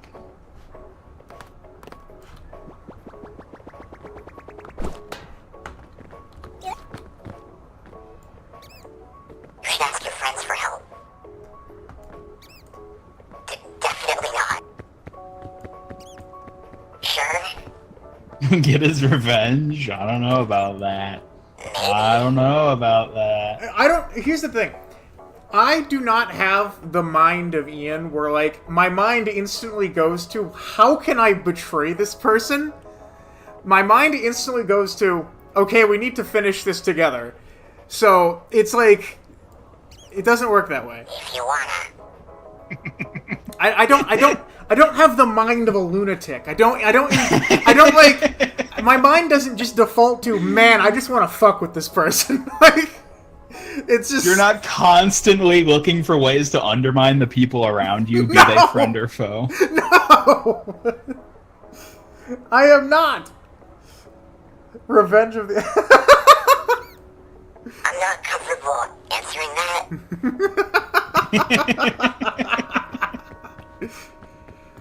Oh boy. I miss my wife.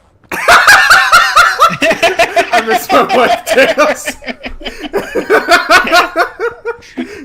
I miss my wife. I miss my wife, Tails.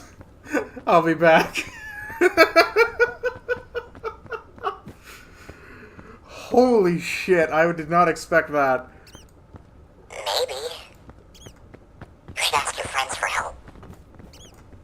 Nuh-uh. Yeah, I should ask my friends for help, Ian.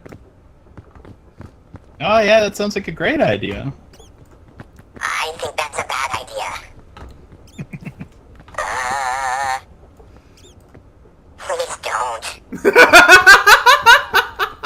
Yeah, please don't. He's a ball player and checks out. How are you people only Damn. now realizing? Well, that's the thing. I'm a ball player, but I'm not like this. Are you really a ball player? Ball though? is my fifth most played hero. But are you really a ball main? I'm maybe not in a cultural sense. Sure. You know, I don't meet the stereotype for ball players for sure. There you go, nice catch. Ow.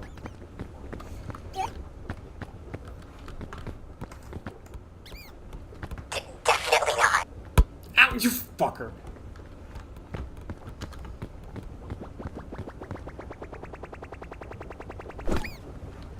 What the hell?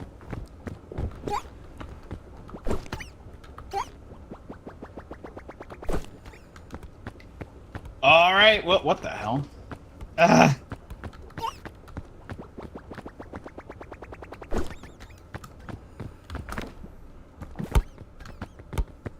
Yeah, see, now I'll do it to you. How do you like it?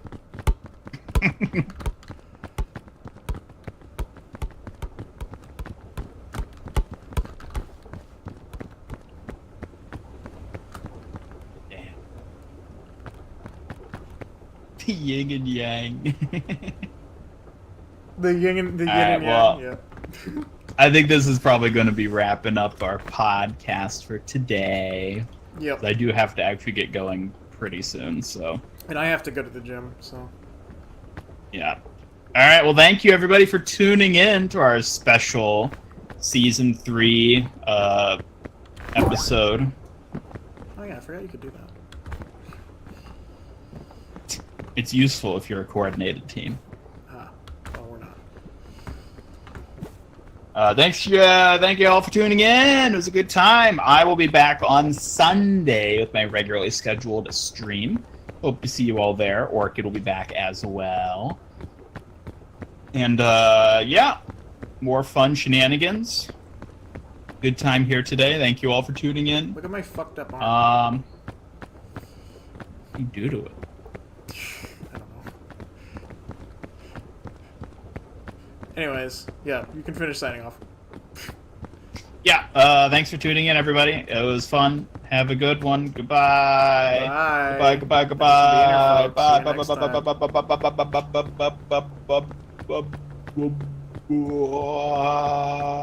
Bye.